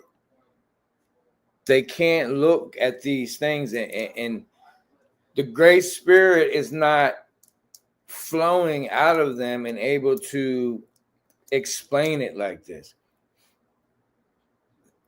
They can only read a book that someone else wrote and then logically, through only masculine energy, try to put that together on a chart and figure something out based off of what a bunch of other men wrote about a certain subject. Okay? And when I say this, there's some that get offended and always assume that I'm speaking about one individual. Please please, can you stop that? It's getting old now. It's getting old. If the shoe fits, wear it. If it doesn't apply, let it fly. Okay? If I have some kind of problem or issue with somebody, I'm pretty sure you can feel my energy. I will come out and say it. I have no problem with anyone. I'm here to speak the truth, to guide, and to lead. That's it. If you feel like that I'm attacking somebody or something, or I got some kind of grudge against them, then you're mistaken, my friend. You're poorly mistaken. And that's just your subconscious knowing that what is being said is somehow convicting you subconsciously that, oh man, Chief must be talking about this person. But that's you. That's your conviction in your subconscious. So you may want to take heed to that. Okay? Instead of your ego interfering and trying to run that chaos energy, that conflict energy, and making it into a conflict. Oh, I thought, when I found Chief, I found a good channel, but he's always taking these little shots at so-and-so. No, beloved. No. All I do is speak truth through the Great Spirit. And I'm grateful for that. I'm eternally grateful. I'm honored and I am privileged to be here with you all. This is not, I'm not like your supreme leader. Do I lead? Yes. But am I your superior? No. I'm your brother. Okay? So if I see my brother and my sister going down the wrong way on the highway, if my granny's driving, you don't think I'm going to chase her butt down and start yelling at granny? And be, and have intensity and be like, Granny, stop. You don't think I'm going like slowly, like kind of like cut her off and try to ease her over to the shoulder and get her to stop because I know she's going down the wrong way with children? So if I'm going to do that to my own granny in a way that's not going to hurt her, why wouldn't I do that to anyone? It doesn't matter who they are. If at this moment, if they're not aligning with the truth, then they're not necessarily your enemy, but they're a tumor. They're a cyst. And a cyst is assisting the bigger cyst. It's all in the word, in the language. So if they're not telling the truth and they're stuck on this one thing that's idle, that means it's become idolatry. The same thing repetitive over and over and over and over and over. It's idolatry. That's number one. Number two, if they're not leading you to a resolution, an answer, a goal, a direction, then there's what's the point? That's where I'm at with it. That's all, beloved. It's just like, like I said before, I used the phrase like fun dummy time is up. The time of just being on somebody's page and watching because you're bored or this or that is because it's interesting. I mean, you have free will. I'm not going to tell you that what you can and can't do. But if you seek the real truth and you want to be part of the solution and not assist the cyst, then you have to refrain. You have to take a step back and separate yourselves from certain things. Regardless if you feel some kind of connection, and you like these things, regardless if you feel like these things still have good in them, you know, that's cool. That's called love, because you are love and you can still love them. But you got this old saying, you got to feed them with a long handled spoon. Okay? That's the easiest and nicest way I can say it. And I'm not talking about an individual. I'm talking about energy. I speak about energy. You know, if we want to get biblical with this, Ephesians 6:12. Wrestle not against flesh and blood. I'm not here to go against no individual in a flesh suit. Okay? It's about energy and the truth. And there comes a moment where you got to look at the fruit. You have to look at the fruit, especially if the tree has been growing for enough for you to observe the tree and see what the fruit is. Some trees haven't been growing long enough. You don't know. You don't know if they're going to bear good fruit or not. So you kind of like got to wait and see. But some trees have been growing long enough now you can see what is the produce. What is the produce? Is it merch? Like and subscribe, you know, pay me, you know, I got a paywall. You can join the club, blah, blah, blah. You know, buy my shirt, Chief Ironbush. You know, I got the hats with the feathers in them. You know, I got the Chief Ironbush necklaces, Chief Ironbush shirts. You know, come get it. I got the Chief Ironbush copper water, you know, ionizers. I got all the Chief Ironbush everything. That's fruit. That's fruit. So if I'm sitting here telling you that we're trying to break free of Mooney and money, but at the same time, in the same breath, I'm telling you to make sure you join the Patreon, make sure you buy the merch, make sure you do this. That's the fruit. Don't listen to my words. Look at the fruit, beloved. That's all I'm trying to tell you. It has nothing to do with the individual.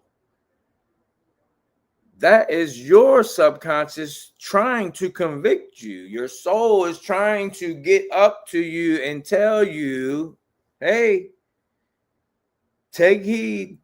But the ego is trying to run interference and trying to flip it and make it the person that's telling you the truth into the bad guy. Don't listen to him. He's look. His teachings is cool, but you know, he's throwing shots at your favorite person.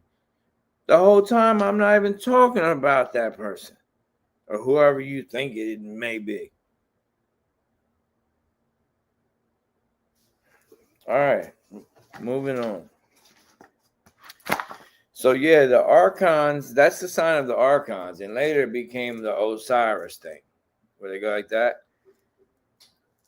That's the story of Osiris and Horus, or Asar. The word Asar means the czar over the golden light. So it's the same story as the Anunnaki coming here mining for gold. So Osiris's real name is Asar, Ausar. Czar means ruler. Khazarians, Ka, and the Ba. Ka is spirit. So Khazarians are the ones that are ruling over your spirit. Okay? Why do you think it's not called Ameraba? Because they ain't got to your soul. They haven't got to the level where they can get to your soul. Why do you think you don't hear that? Why Ameraba? You know, it's America. Okay? Because they can only get to your spirit emanation. Remember when during the 19 stuff, stay 6 feet away? That was so your Ka didn't touch anyone else's, and anyone walking in truth, the truth could actually resonate and hit their toroidal field and spark something in them. Oh, why do I got this muzzle on? What? Something don't feel right. Stay 6 feet apart, because the average toroidal field extends 6 feet all ways. The average.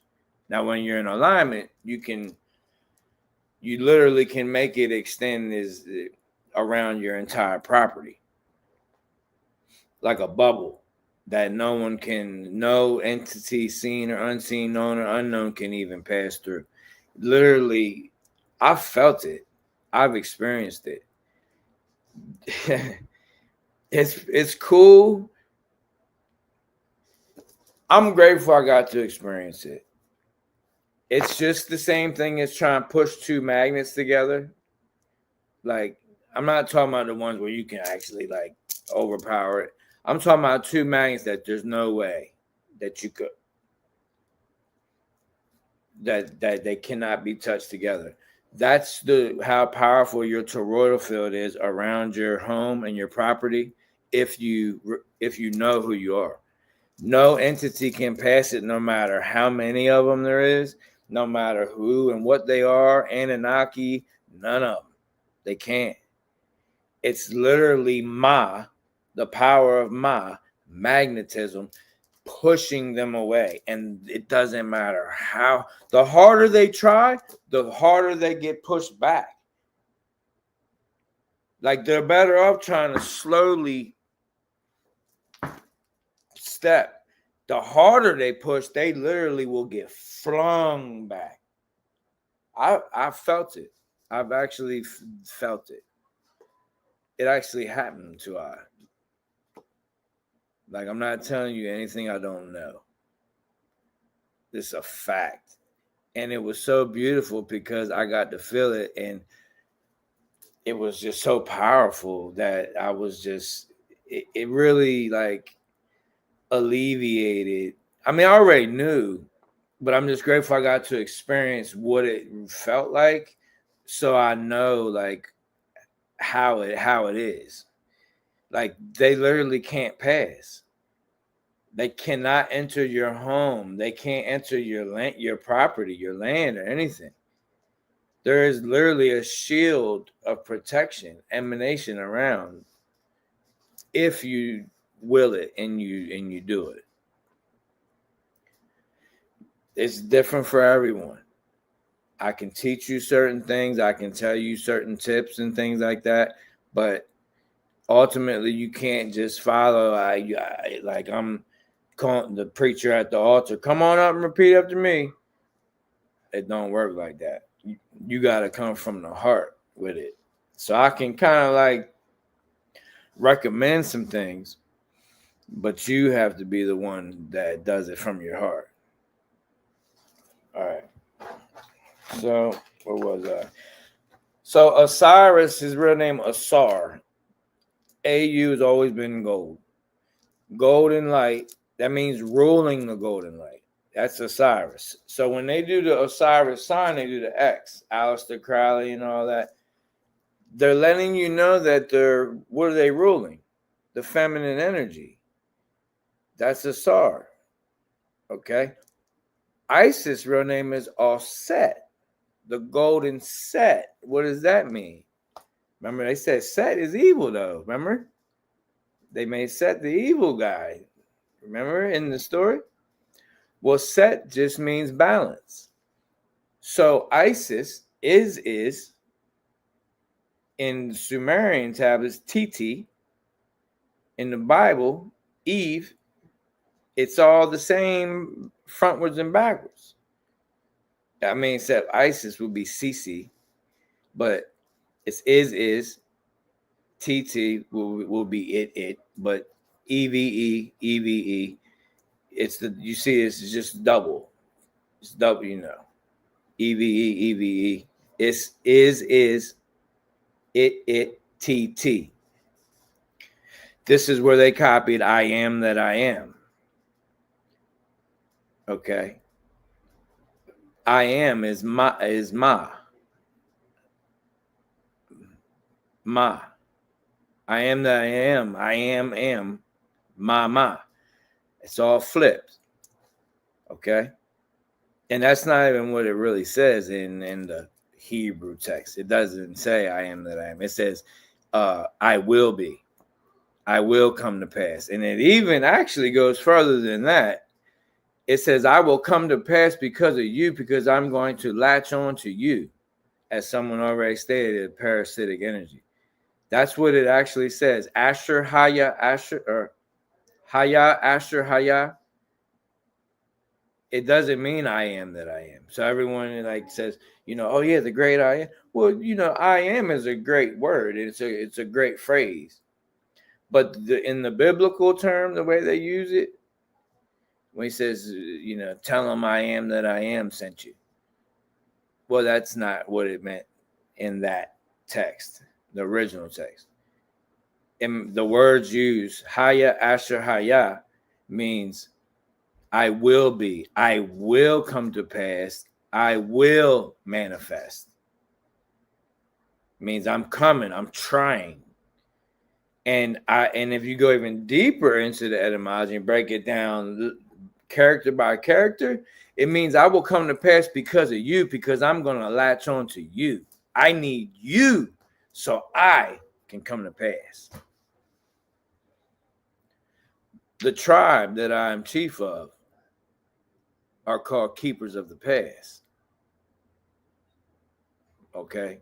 Just a little miscellaneous fact that I'll throw down there for you. But yeah, so the Osiris and all that, that's all the same story as the Sumerians, about the Anunnaki coming here to mine gold. That's told in the story of Osiris and Set. In the Bible, when they say now you will, the woman will suffer, with birth pains and basically the menstrual cycle and menopause. Okay, it's the distorted masculine that threw the sacred feminine out of whack. That's what happened. And that is when the moon cycle started. The moon phases. We didn't have moon phases prior to that. The sacred feminine energy that you see, that was horns. That's why they put devil horns on. That's where the devil horns come from. It's come from the original symbol of the sacred feminine, which is the crescent underneath. Not the sideways moon crescent like the Islam. It's the one that's underneath. It's like a smiley face, kind of like a grin. That's the original symbol of the Great Mother. And that actually comes from Venus. Venus has always been a very big part of this realm. Okay? Always. So Venus was our original moon. That's why Venus has 14 cycles, just as the moon does. Okay? The moon is just basically a mechanism that's in place for delayed manifestation, not only for you, but for those that are separated from the Great Mother.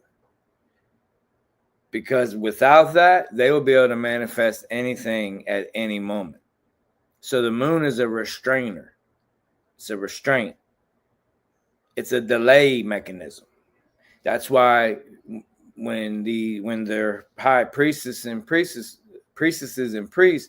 do the rituals, it's on the full moons, because that's when it's direct reflection. So that's when the fastest manifestation can take place, because it's direct reflection. You're getting the whole thing.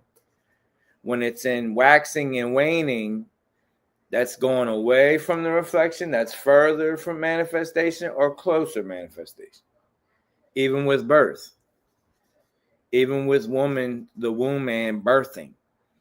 If a womb man is searching and wills to be pregnant, all you need to do is know the moon cycle and where you are aligned with it.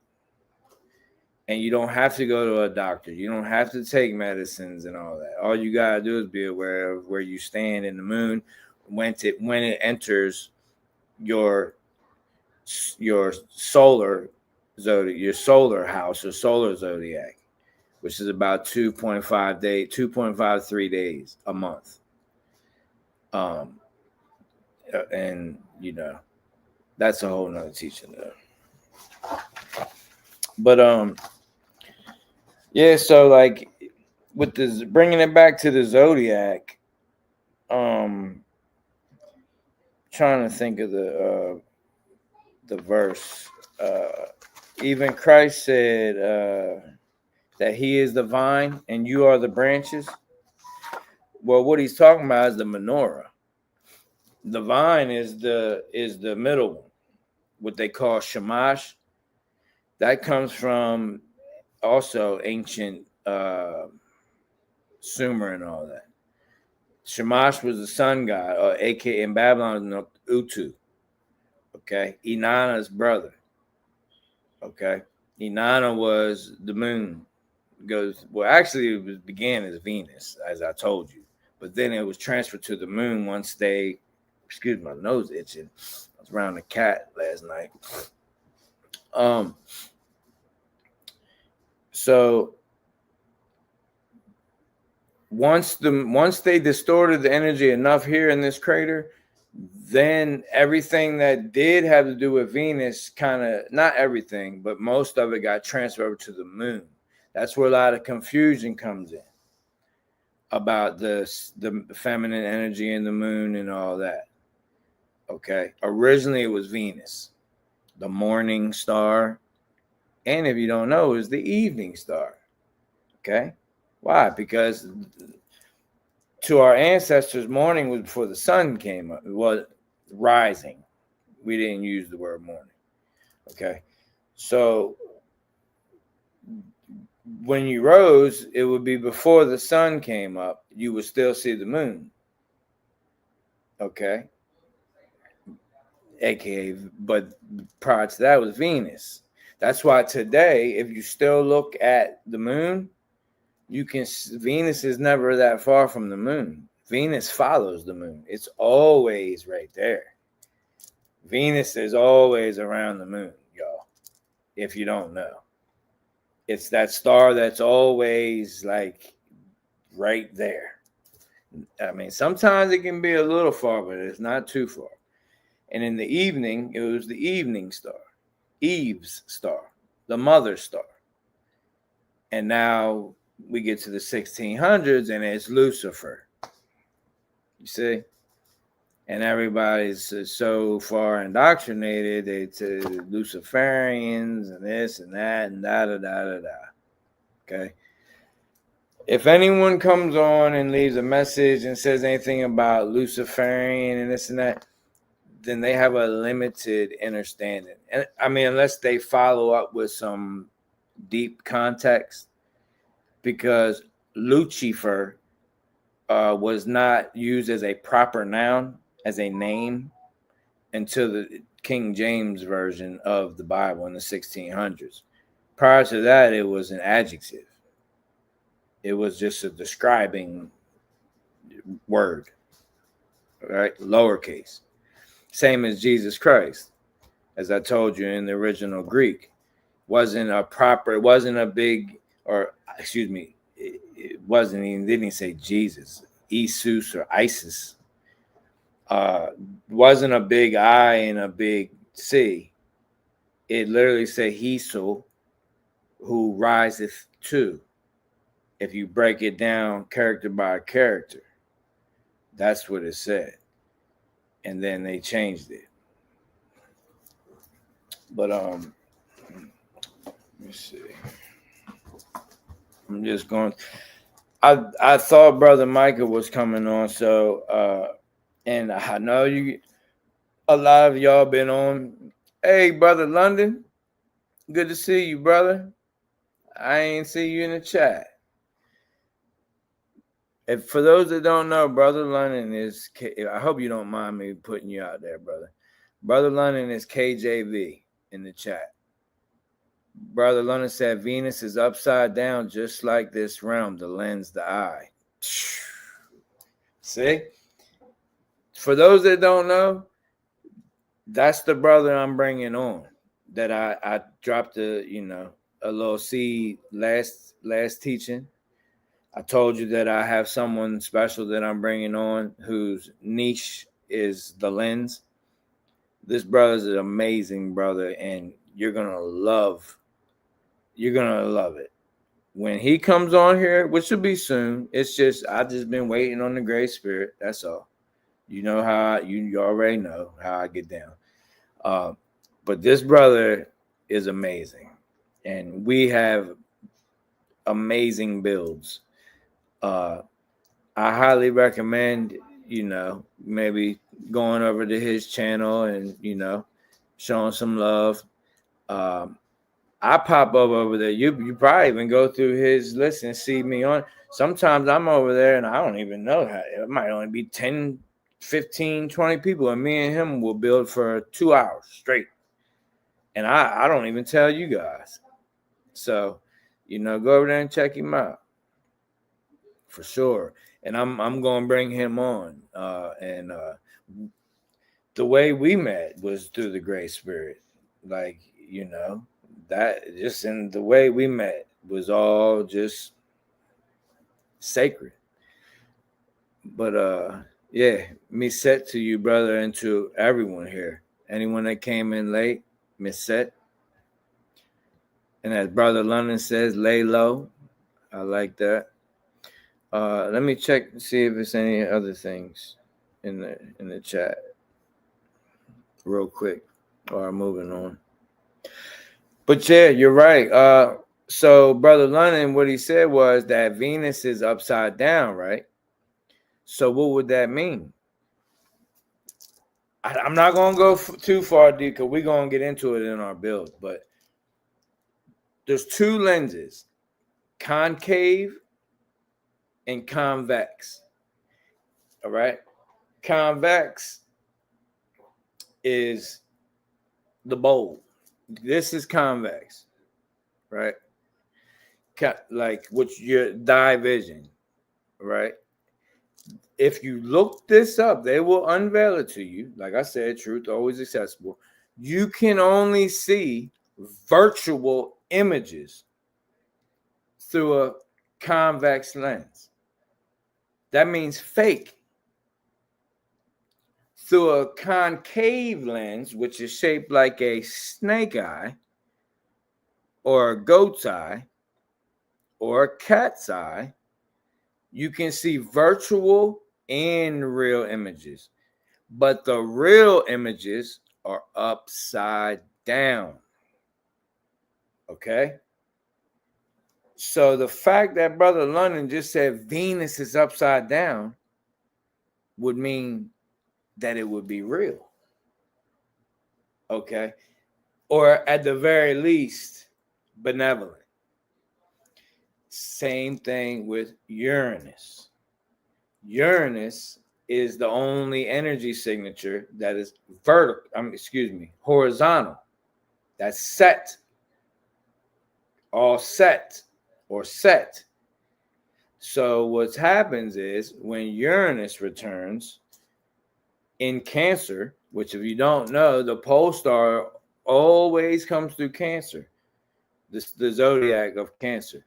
What is Cancer ruled by? Now, I don't use the word ruled by because you're not ruled by anything. Okay. I use the phrase prevalent energy. But the astrologers don't say that Cancer is ruled by the moon.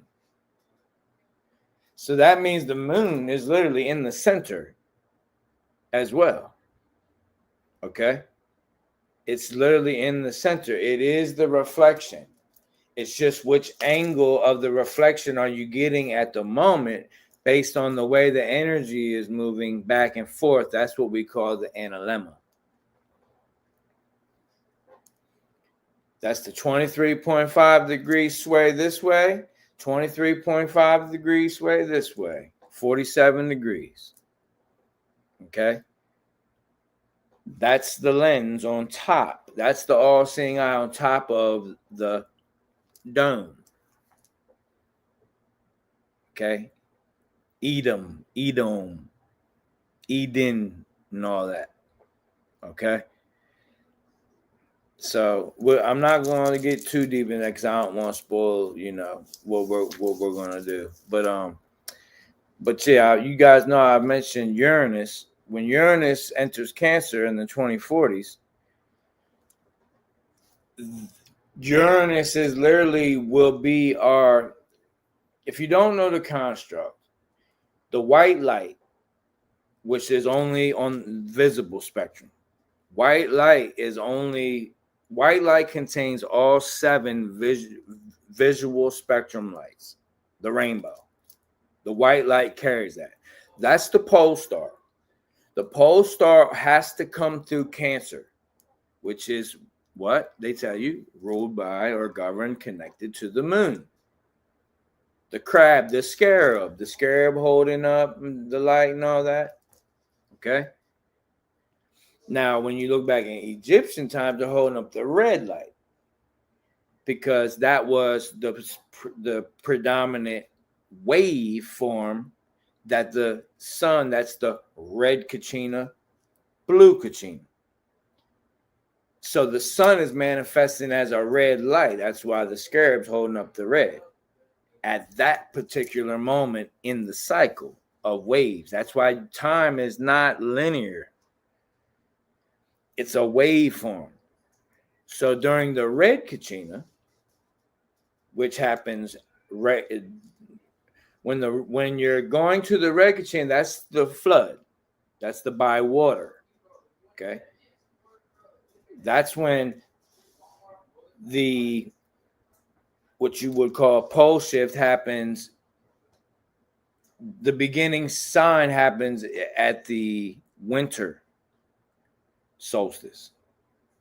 All right. That's why it's so revered in Saturnalia and all that. That's why they worship that time, because that's the last time that happened.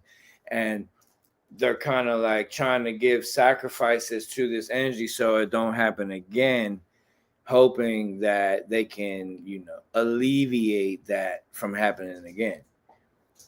But the real ancient ones know both cycles. They know it's not just a flood. They know it goes from red to blue. That's red Kachina, blue Kachina. Just means red star, blue star. Okay. So the white light coming down through Cancer is your pole star. Now they tell you the pole star changes like I've seen Google change it numerous times in just the past year. They literally are changing the information on this constantly. That star changes far more frequent than you know. It's like a shift, like a light that has little lenses, it's like the light is on top, but you can click it over and then it'll be like a green lens on top, and then click it over, it's like a blue, like a film on top. That's what the pole stars do. Thuban, Lyra, this one, that one, Polaris, and all that. It's just a covering, a lens. It's like a film, and it just clicks over as we're going through from the red to the blue. So what the pole star does is it carries the 7 visible lights. That's one itty bitty part of the ray spectrum, the rays, the Ra's, because Ra was Ray before Ra. So that's the rays. Okay. What happens is the triple black seed of the mother is below. That has all the rays. See, the pole star only got the 7 Elohim, the 7 energies, the 7 planets, the 7 energy signatures, the 7 visible energy signatures, 7 lights. Okay, the 7, the Shabbat, and all that. Yahuwah Savoth, and all that. That's the pole star. It's one itty bitty. It's literally 0.033%. There's your 33. 0.033% of what the black seed of the mother is bringing to the table. She's bringing the all. That's below. So she is releasing a vibration that encompasses all, yet has no circumference. It is the all. It's where all light comes from, and all light shall return. They call it a black hole in the seance or science. It's called a black hole. Okay? That's what they call it. They call it a wormhole, but it's a womb hole. All right? Because womb is where organic minds begin. Worm is where organic or where I can't recall it now.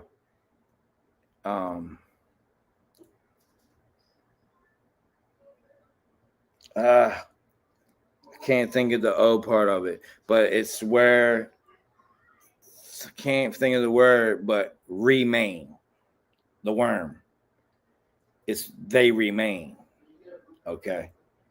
I'll probably leave it in the comments. It'll come to me after this teaching.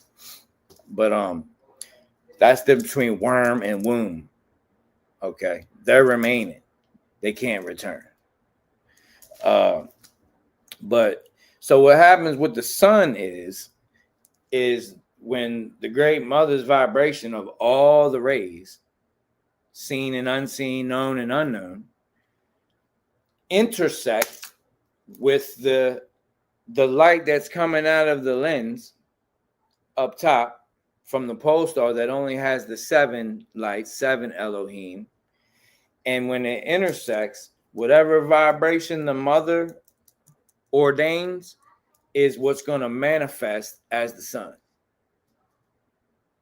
So if it's the red light, it's a low, long, days are long, slow, you live to be 1,000 years, this, that, the other.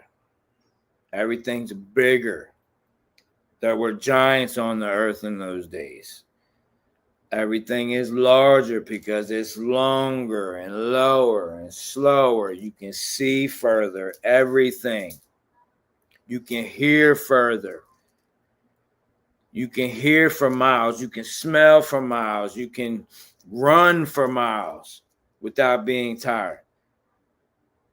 You can go days, 40 days without eating, sleeping, fasting. It's nothing. Easy. Low and long. Then you go a little bit further down the line, you see it slowly turn to orange. By the time the Greeks get there, it's copper. It's a copper color. Bronze. Romans, bronze, and the shields and all that. The head of Medusa. It's on the bronze, like a bronzish color. Okay, it's turning orange. Then you see then it starts becoming yellow. Now it's white, right? People are seeing phenomena of the world, rainbows around the white sun and this and that and all this and that, because the white light carries all. So you're going to see more of the 7 colors when the white sun is here. The thing is, the red sun exists far longer. The orange sun exists kind of long. The yellow sun exists shorter. The white sun exists even shorter. And they already admitted about 2 years ago that our sun is now emitting blue light. So it's already beginning to change to blue. They admitted it. It just did they tell you? Did they really like push it and try to let you know? No, they didn't. But the sun is already turning blue. You just don't know it.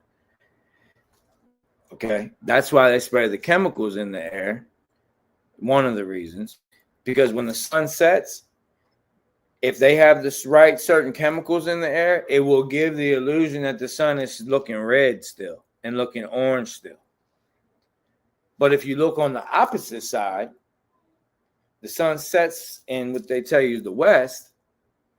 But if you look in the eastern sky, you'll see purple, right? Purple's above blue. Purple vibrates higher than blue. It's the next step up. That's the 1,000-year reign or the millennial time with no sun. It's the purple. But the thing about purple is it cannot exist too long without collapsing back on itself, which means going back into the mother, into the blackness. So blue is why, like Blu-ray DVDs, the original CDs and DVDs was a red light. The Blu-ray, the blue light that's why your throat chakra and even your first eye is considered a blue color for those that can see energy, which there are those that can see it. Especially your throat is blue. But this is blue as well because it carries the information and this carries it out. This is a deeper blue because it stores it up. This is a little bit lighter, but it releases it. Blue ray vibration is the one that can carry the most information. Why do you think they got the blue beam technology? That stuff that happened in Hawaii, everything got burnt except the blue. Okay? Because they're using the blue ray from what's going on with the sun. They're accessing the blue ray, and they're the light bearers. They're the light bearers. They're manipulating the blue light. That's why blue light can't burn blue light. That's why everything blue didn't burn in Hawaii. So that's why you have to raise your frequency during what's coming, because what you are can't burn what you are. So when the pole shift, if that's what we want to call it, occurs, the light at that point would be gamma vibration, the gamma ray. If you're already vibrating on that, that's why when I showed that picture of my eyes, it was like people were freaked out by it. Okay. If you have to become the light, that's the story of the Christ, the light of the world. But it's the seed of the mother, the son of man. Okay. Not the son of Anu, not the son of heaven, because that's not heaven. Heaven is within. Heaven is a state of being. Heaven's not a place. It will exist in a place when you become that. Because you exist in a place or a space. Therefore, heaven will exist in a place or state once you become it. Once that is your consciousness. Right now, we have a mass full of people who are either lukewarm, in between the tour of the purge, the ones that will be back, or we have those in hell consciousness. I don't want to be here no more, man. I don't even want to wake up. I just want to go, man. I'm ready to go. This place sucks. Well, you're in hell consciousness, my friend. But hell consciousness is needed for a moment to be aware. But it's not to be dwelled upon. See, that's what religion is. It dwells upon it to keep you scared, in a state of fear and vibrating low. That way you're always in a state of fear, and you always will be turning to something external. You never will go inward because you're scared. You're scared of something out there that's coming for you, whether it's Anunnaki, Palladians, the Galactic Federation, Yahweh, Yahuwah, Michael, the dragon, the whatever. The pole shift. As long as they got you in fear of something external, you'll never fully tap into your internal truth and who and what you truly are. So first you got to move off fear. See, even in the Bible, they tell you the beginning of understanding is the fear of the Lord. That's magic. That's black magic.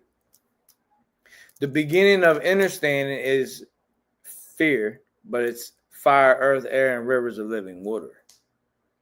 That's the beginning of understanding. Okay? Around you and what is really going on. You don't want to stand under nothing. That's the dome. That's where they're going to remain. That's why they want you to remain there. That's why they put it in their books. They want you to understand. They want you to stand under the firmament with them forever, infinite, immortal, within time, so you can emit your eternal energy for them to live here without becoming neutralized and just floating off like like they show you the fake astronauts. Listen to the word astronauts. They're not astro. Like, these words aren't just like, it's not about being clever and manipulating. It's right there. It's all right there. It's really easy once you have the eye to see.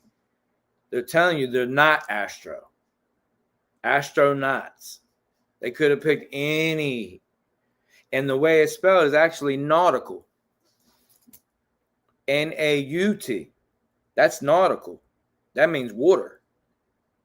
So the truth is in there in two different ways. They're telling you the astral is actually nautical. It's water. The ether is plasma. It's the fourth state of water. That's why they call Tiamat the water world in the Sumerian tablets. They tell you it's all there. You just have to not. You either got to do decades of research and tapping in and meditation and stuff, or you can have the privilege of coming across, I don't want to say someone like but the Great Spirit leading you to messages like this. So let me see.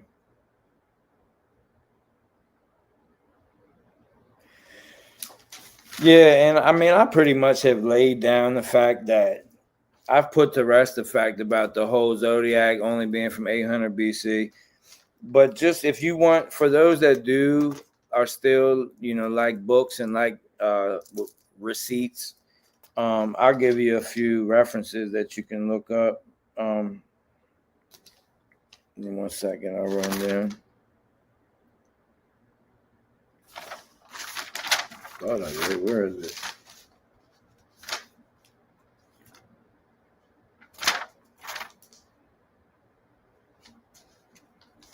Thought I had wrote them down on one page for you guys. Oh, hold on. Okay. You can look up the ivory prism. That was recovered from the ruins of Nineveh. It was thought originally to be a game, like a game that was played back then, but later was found out to be deciphering a unit converter for calculating the movements of celestial bodies in the constellations. This comes from, they date it to like I think 1800 BC, but the information in it comes from 5,000 BC and thought even further, but at least 5,000 BC. So that's called the ivory prism. Okay. Then you have the Mul Appen. Some of you probably know about that. It's a catalog of the stars, constellations, and schemes for predicting risings, settings of all lights, every light, the whole thing, zodiac, stars, constant, everything, planets. And it was all done by what's called a water clock. Okay. Basically similar to a compass, magnetism, magnodielectric. Okay. And that's all documented in something called the Mul Appen, MUL.APIN. Now, I've heard teachers reference the Appen and actually call the Appen one celestial body. That's just totally incorrect. I don't know what these people are reading, and then have the nerve to come on and teach you guys this. That does bother me. Like I really, that truly makes me think that some of these people are either bots, NPCs, or agents, like, or gatekeep. Like, there's no way you can come off as some kind of esoteric truther or even a genius or anything and not know some of these simple things. Like, that's a red flag to I. Okay. Some of you might not know it. And that's why I know I get these comments like, brother, I like your teaching, but you always going at somebody. No, I go at falseness. I go at in authentic energy. Okay. Lies, whether it's through ignorance or intent, it's false. That's what I go at. Also, you have the Babylonian Gu text, GU. And that's actually arranges all the zodiac in strings. That's actually in my book. Okay. I showed you, I made a post of that and kind of shared it a little bit. The pictures I already have I only have one copied version of my book printed thus far. But I show you how the stars are actually chords, CHORDS. And I didn't even know about this Babylonian Gu when I wrote that. That was given to me by the Great Spirit. Everything in the book. I found out about this after the book was printed. But the Babylonian Gu teachings, the text, arranges the stars in strings. Why? Because they're chords, like a guitar chord, a vibration. They literally are chords of vibrations that happen down here. That's where the saying, as above, so below, as it is below, so is above. That's where Abba comes from. Above, below, below, above. Abba. They just became calling it Father. Anu, El Elyon. Really is Saturn, because they figured that's a whole nother. I have to do it, add on to the Saturnal Order teachings playlist. That's a whole nother teaching about Saturn and the Golden Age.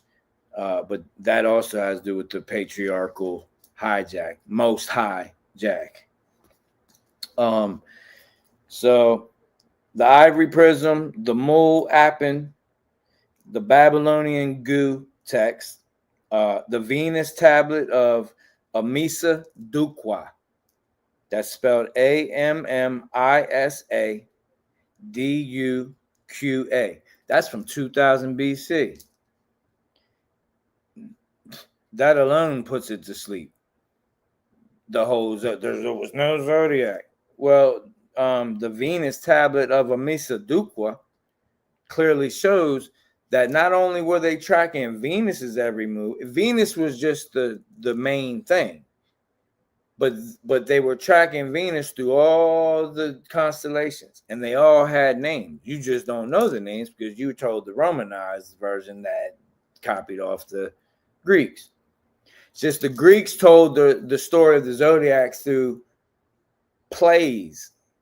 So if you don't have the eye to see, someone that's ignorant is going to say, nowhere does it say the Greeks mention the zodiac and this and that's, because they're telling you it in their mythos. They're telling you through a story of Hercules and this one and that one and Hermes and this and that.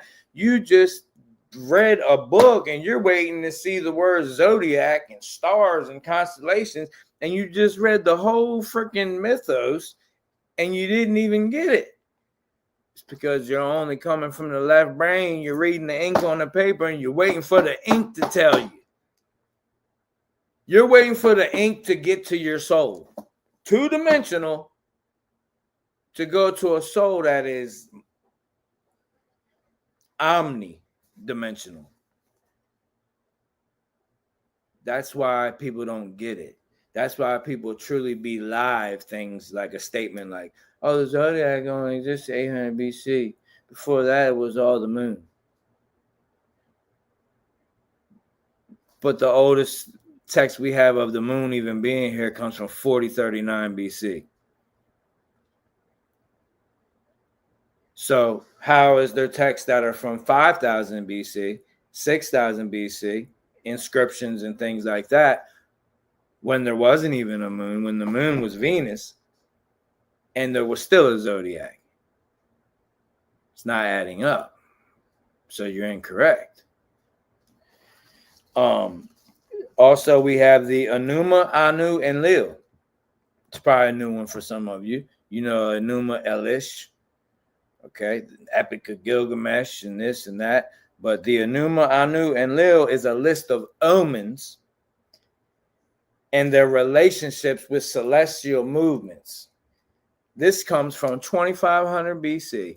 It's actually a record of exact zodiacal movements of every single thing in omen and every single celestial event from 2500 BC to 670 BC.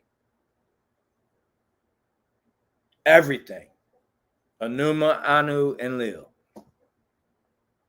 But the zodiac didn't exist, though. It was only lunar before 800 BC, though. But we have these texts. Not even text. They're in stone and clay. So they're not the King James version. They haven't been rewritten. Okay? They're in stone. Also, we have the Omen Compendia from 2000 BC.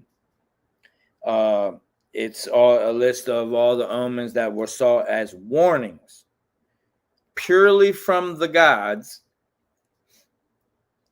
And the reason they looked at the stars as omens purely from the gods, that's where the Bible gets the phrase, the stars and the sun and the moon are used for signs and wonders. Well, that just comes from far, far older text, including the Omen Compendium, okay, which is from 2000 BC, that saw omens as preventable warnings. Not that they had to happen, that it was literally trying to give you a warning, like, look, if you can balance out the energy, then this thing we call a changeover event could literally just be a thunderstorm. That's it. It don't have to be an all-out freaking plasma apocalypse. That's only when the energy is so far out of whack. The more out of whack it is, the more intense that's gonna be. And that's what we're coming to. So the Omen Compendia from 2000 BC saw it as preventable warnings. Okay. And purely from the gods. And the reason they say purely from the gods, because man couldn't interfere with what they saw up there. Well, guess what they're doing now? Man is interfering with that. They spraying stuff up there. Blue beam technology. They can project things up there and stuff. That's why that now the only place left to go, and it's all ordainedly designed, perfectly designed, is for you to go. And if you don't, my friend, and just like the Bible says in Revelation about the 7 seals, you're either going to allow what they call the Christos to open up the 7 seals in word, or you're going to experience the opening of the 7 seals externally. Pure chaos. It's one or the other. You can either open them internally and separate yourselves, come out from among them, conform not to the ways of the world, and you can be, and you may not, by the time this event comes, it might just be the same as a 4th of July fireworks show to you.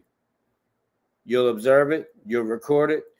Those who are meant to live through it will live through it. You'll even be restored. That's a whole nother teaching.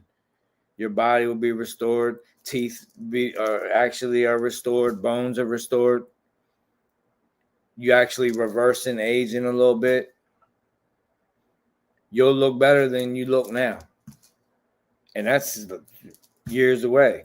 You'll look better after you make it through this event than you look now. Healthier, better, younger. It's what they call the fountain of life. That's where the mythos of the fountain of youth comes from.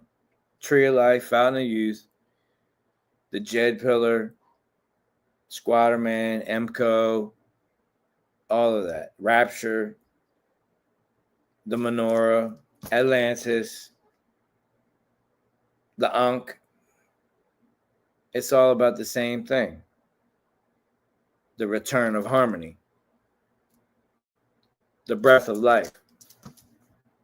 It's the return of the breath of life.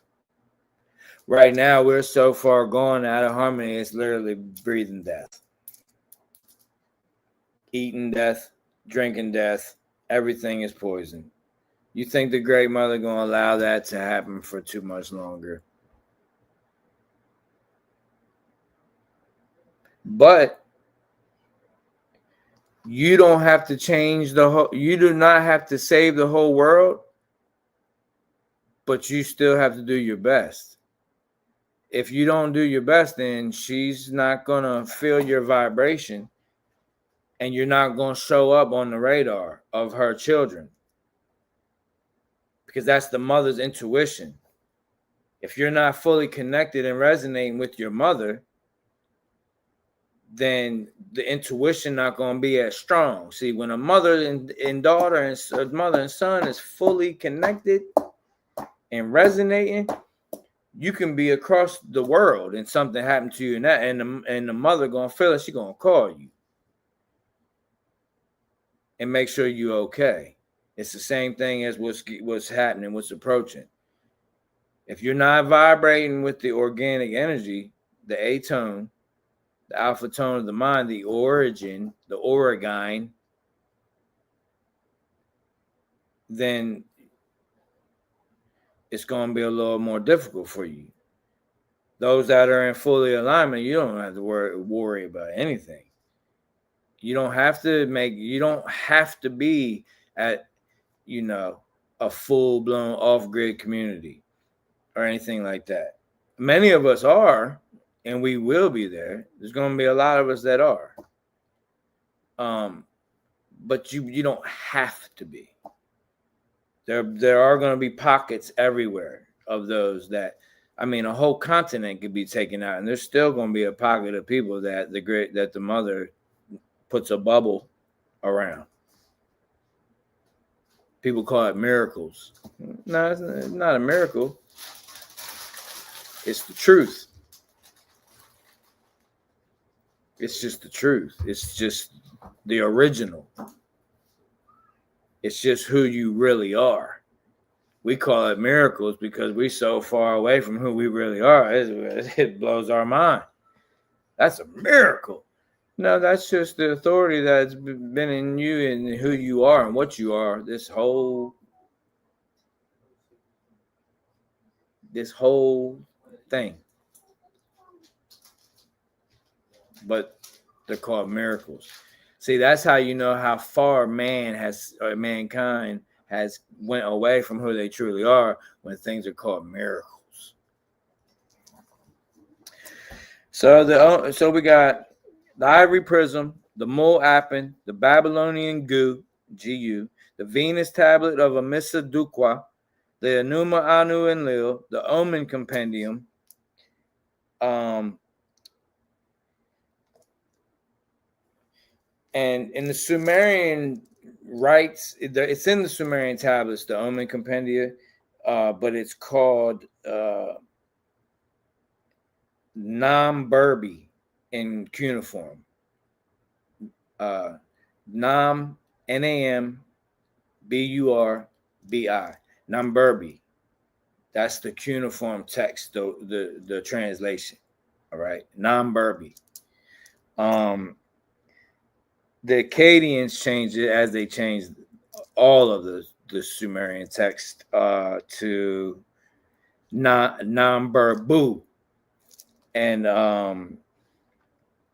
so Nam-Burbi meant to avert evil. That's what the Sumerian text meant. Nam-Burbi means to avert evil, meaning you have you can change what's coming. You have the authority to change what's coming. They knew that. Okay. But then the Akkadians come up and they changed it to Nam-Burbu, meaning the evil loosening. So they wanted to loose the evil. They flipped it. You see? This is the process of the patriarchal takeover. They even start flipping words and things and the meanings of words. So a word that originally meant to avert evil was changed to literally meaning, let's use this energy to loose it. That's what all these symbols everyone thinks is evil, and numbers that are evil, and 33 and 666 and all that stuff. Everything is hijacked.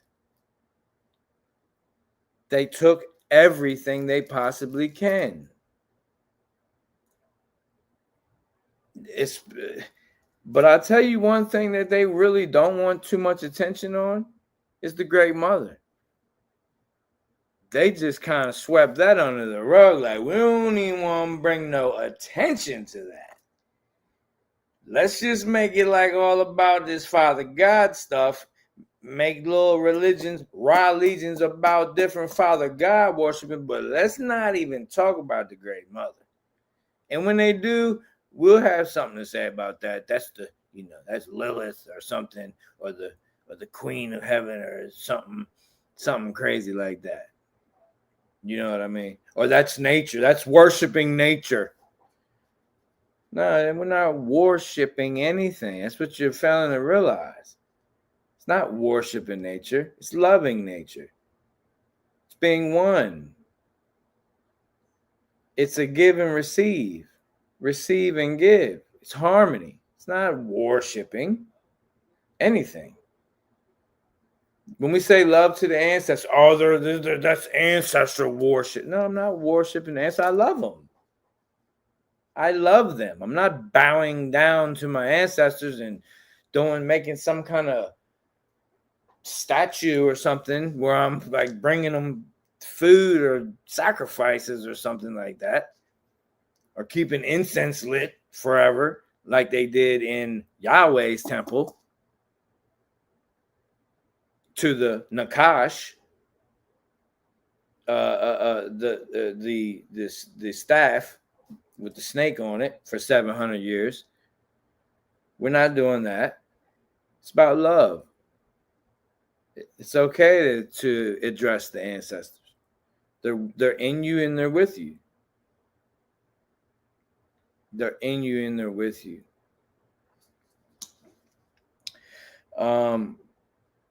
Let me see what else.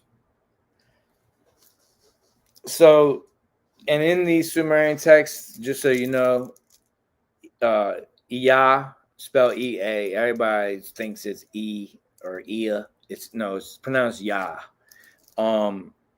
Ya Enki or Enki Ya was the one said to send all omens.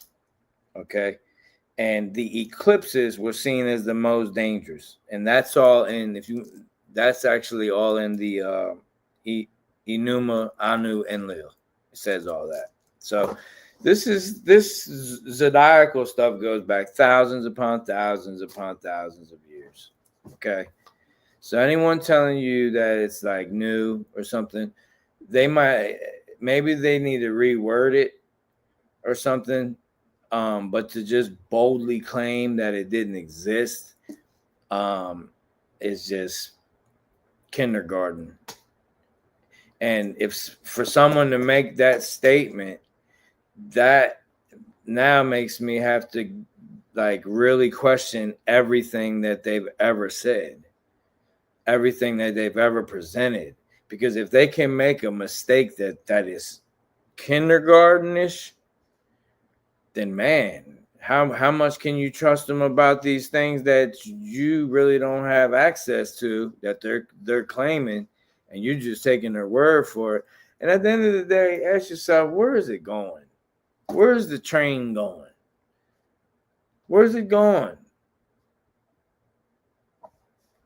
Los Angeles, the lost angels with the stars in the ground, the fallen stars that have actually now imprinted the stars in the ground. Are we heading to Los Angeles, the lost angels? Are we heading to Las Vegas, Sin City? Huh?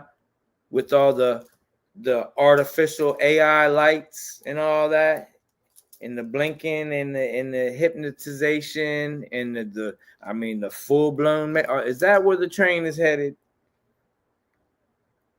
To DC, District of Columbia, the 10-mile square with the Baphomet and the Cube, the Pentagon, the Oval Office. Are we heading to London, baby London, Babylon, Don? Are we heading to Vatican, the Vatica, serpent seed, the cathode to the anode? See the battery, right? 12-volt battery has a negative set and it has a positive, the cross, right? One is called the cathode and one is called the anode. That's the Catholic Church, and the anode will be Anu, the Most High, the Hebrew Israelites, the Abrahamic, this, that, the other. It's to produce energy, 12 volts, 12 tribes, okay? And in between there, it needs water. Water's the feminine energy. All you got to do is look up a 12. Look up, matter of fact, here, let's do it. I'll do it right now for you.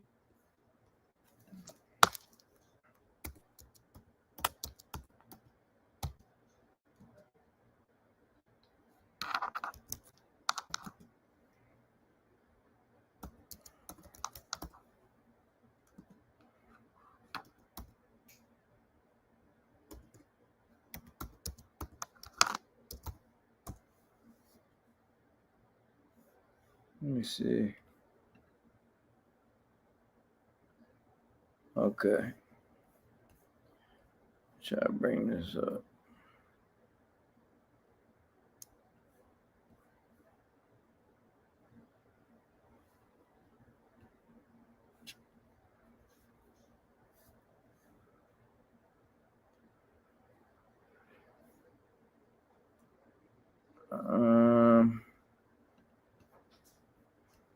Okay, so remove that. Stop. Present. Give me 1 second. Share screen. Boom. I think it is this one. Yep. Boom. Okay. This is what they're doing, y'all. This is the archon right here in the simplest form. Okay? You see the water? It's feminine energy. You see how it has to exist even in the negative and in the positive? They have to have the water. They need the feminine energy on both sides. This is zinc, okay? The zinc would be considered the alpha and omega, okay? The omega. Z, the last one, okay? The last generation or whatever. The first and the last. See? A, the anode, A to the Z, okay? Anode is Anu, the Most High, right? They tell you it's Uranus. See how they got the sign, the set sign with the subtraction? How it's set, how it's like that? Because they know Uranus is the Greek word for heaven. They know Uranus is the only planet that does that, that has the horizontal thing. So Anu was connected to Uranus, which was usurped by Saturn, okay, originally. Now, we're not talking about like Anu being the I'm not talking about the Anunnaki Anu and like that's the real God and all that.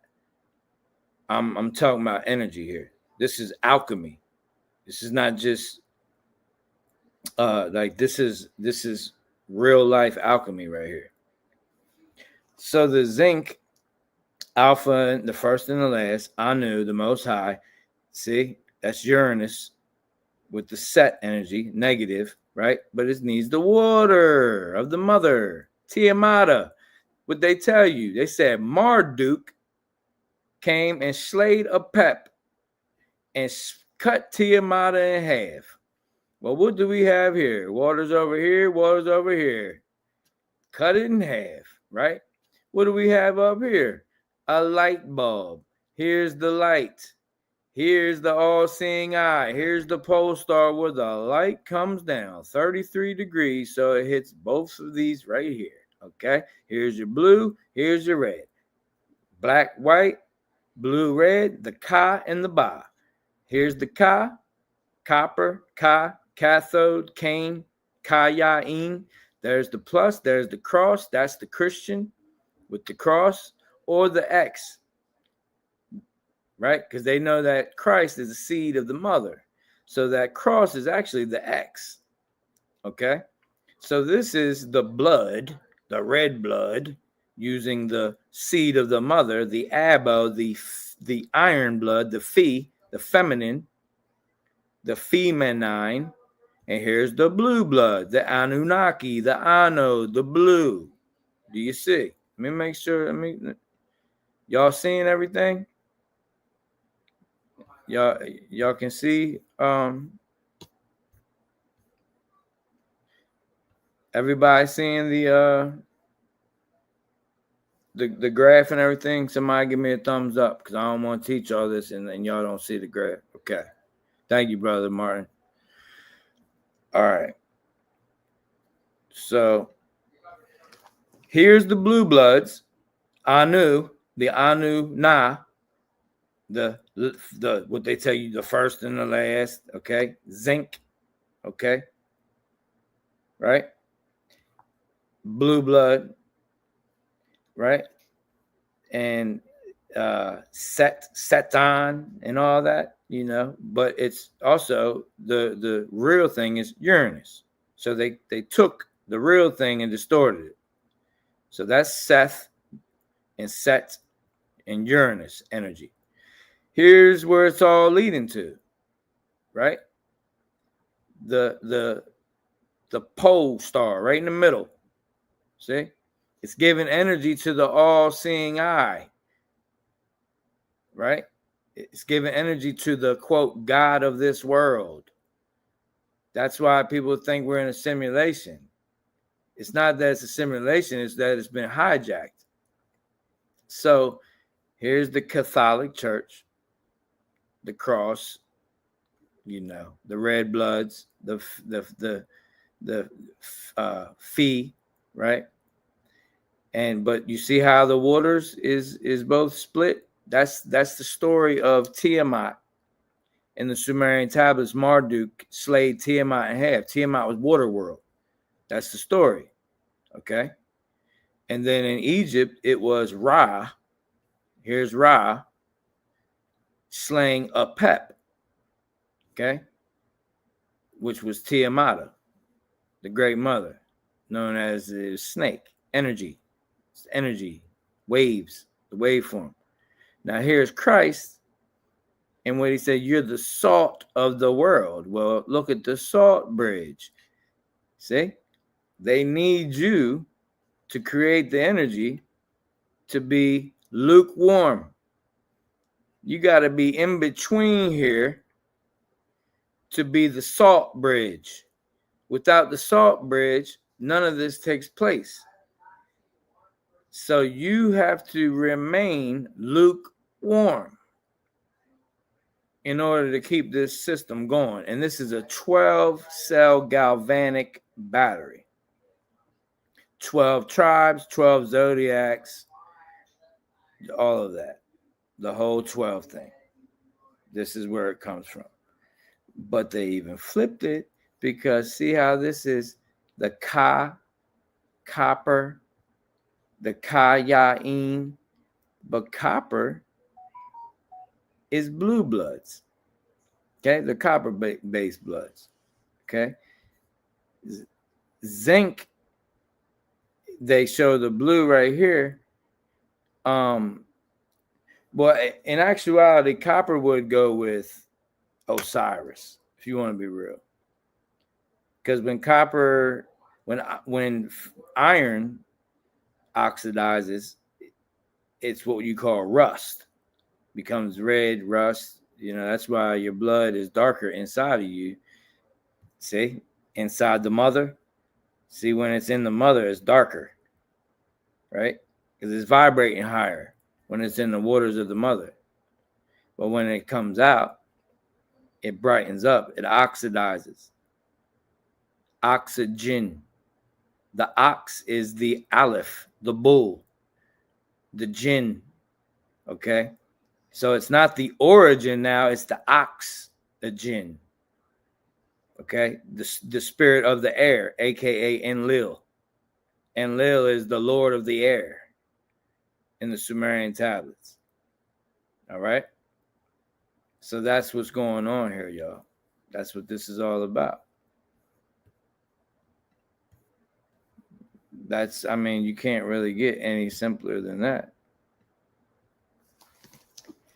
It's down to and you know what's so crazy? The Great Spirit aligned my life, this incarnation, so well that I used to make batteries. That's how I know that.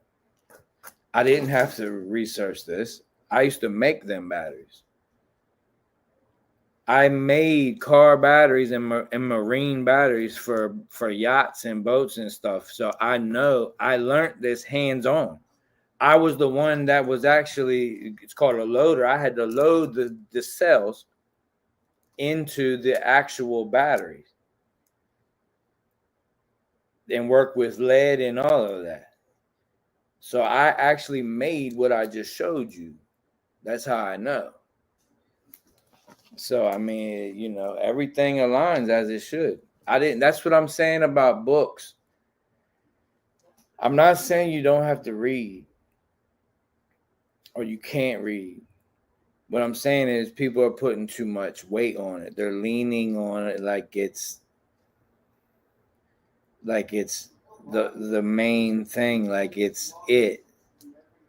No. Books are no different than you watching a movie. It's only meant to spark something in you, inspiration. Okay? Enlightenment comes first, and then inspiration. Right? The spiral of the ions of your energy. It's like a hurricane, but it's good. It's your toroidal field extending outward so other people feel it. And you don't necessarily have to tell them. They just start feeling it, and then they start observing you. And then you will actually start raising their frequency without them even knowing it. And then eventually they'll catch on and choose to walk that path. See, we're coming out of the moment of We don't have to tell people. Keep it, hey, baby. I guess that's like, that's like the 2-minute warning right there. But there, let me finish up, okay? I love you.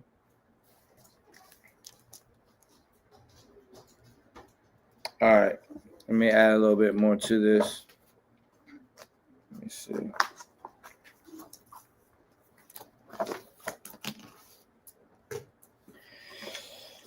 And this is what the one last thing I add to stay on topic about the zodiac. The crown.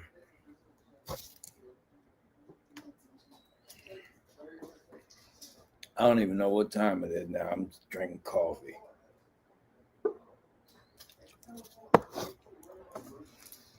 So I'm gonna give you a rundown of the crown. Like the crown, not just chakra. I'm talking about like a physical crown, where it comes from. So the ancestor of kings and founder of the kingship ritual, legends of the great god, say that when I say the great father god, say that when he established his kingdom, he wore as a crown his circle of glory. Okay? AKA halo, aura. That's what they're talking about. All right? It gets deeper though. So before Egyptian rulers ever donned what's called the white crown. If you don't know, all crowns were white circles. They were white. There was no other crowns unless they was white. It had to be a white circle. That's the first crown.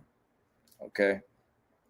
The crown of the great father Asar, the one ruling the light,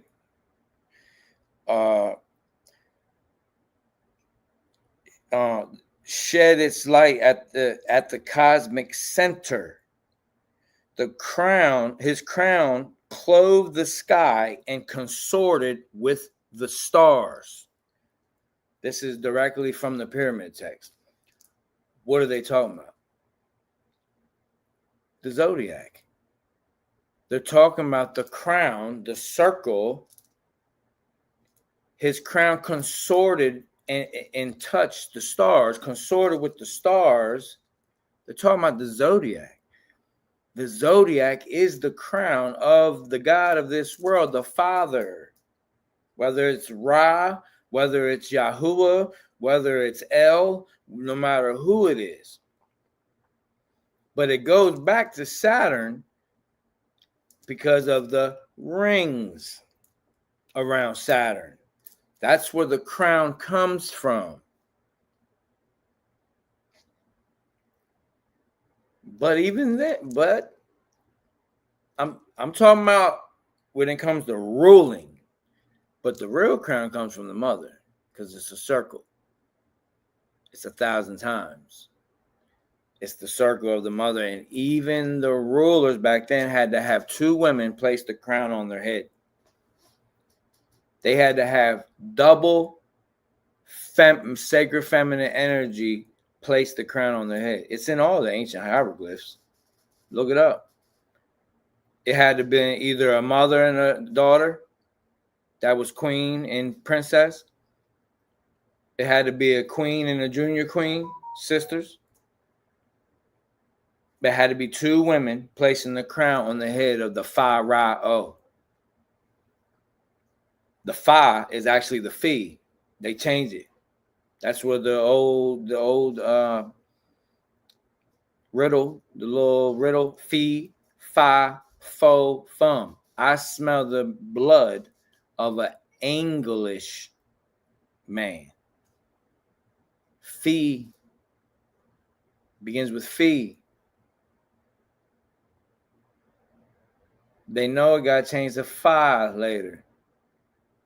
Fi, Fa. That's where father came from. Pha. Fa, Thor. Thor comes from ether. So father and faith is Pha. when they changed the phi, the feminine energy, to the fa, to the father. They flipped it. And that's where father came from. P-H-A. Thor. Fa, Thor. Thor is L, electric, in the ether. So it's the fa energy in the ether, the masculine energy in the ether that they took from the phi. The phi. The feminine. All right. So the primordial sun, and this comes from Pliny the Elder, established civilization and first triumphantly crowned heaven with his glowing circle. What is he talking about? The zodiac. Zodiac in Latin means the wheel of animals, the circle of animals, the wheel of little animals, the circle of little animals. Okay, they're not only talking about the animals in the zodiacal constellations, they're talking about those under the circle. You're looked at as goyim. You're looked at as cattle. Okay, chattel, livestock. Anyone that doesn't have the crown, that knows all this, okay, is looked at as cattle, livestock, male and female. That's not masculine and feminine. That's not the true you. Male and female are animals. That's why your ID card that says this is not for real ID purposes and don't even matter if you got the real ID. That's corporation, corpse. It's not the real you. It says male or female. It doesn't say man or woman, because a man and a woman is higher than a king and a queen. It's in Black's Law Dictionary. They'll tell you. A man and a woman is higher than a king and a queen. Because a man and woman are actually gods and goddesses. So, in the ritual of the Mandaeans, it was the first man who wore as the crown the circle of radiance, light, and glory. The headdress of the local king later becomes a meaningless artifact. This was lost. So really, it was just based upon the zodiac and who knew it. This goes back to the first king, first pharaoh, first any kind of patriarchal ruler on earth. It's all about knowing that. Period. So without the zodiac, what we call the zodiac today, there is no kings, there's no pharaohs, there's no calendar, there's no time. So if you even have any kind of teachings or any kind of message that has to do with time, it all began with the zodiac, the calendar, time, kingship, rulership, the patriarch, the hijack, the father God. It all began with that up there.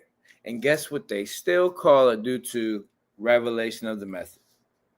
She-Maya. Shemaya. She-Maya, her illusion. Her illusion.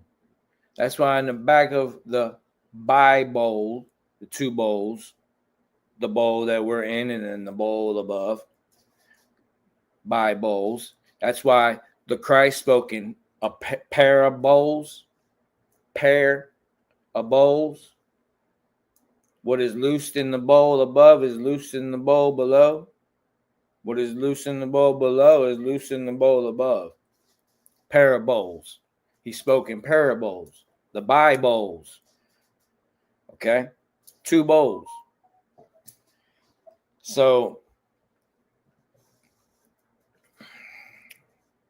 in the book of Revelation, it says that the 144,000, which is just the restored light code, That's it. It just means your crystalline alkaline structure that we call DNA is fully restored to its fullest capacity. You have reached max capacity, max vibration in this realm. Right? That means you are literally surpassed the 12D, 12-strand DNA. That's what that is. You've actually gotten, they talking about 9D Arcturians. We talking about getting to 12D and beyond. Because eternal is not limited by dimensions. That too is also vibrational frequency. Okay, so you're an eternal soul. So your soul is even beyond dimensions, dimensions. Okay. They say, in my Father's house are many mansions. That's not what he said. The word you used was the Greek word theos. Theos just means origin of soul, the origin, the original. Like Thanos, but it's theos. It didn't mean father. They tell you it's father. It's not what he said. It was theos. All right. But, and theos is the O's. The O is always the mother. Circle. Sol, O, moon. Fa, Ra, O. The O always represents the mother. Okay? Soul of man.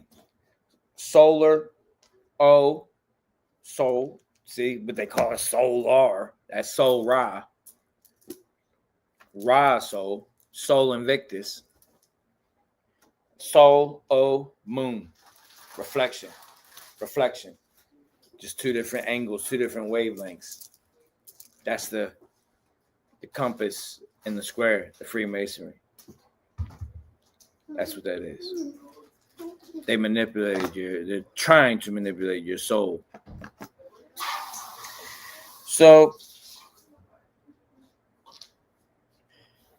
so in the Bible, when 144,000 is restored, it says you'll be standing on top of Mount Zion with the Christ, and they'll be singing a new song.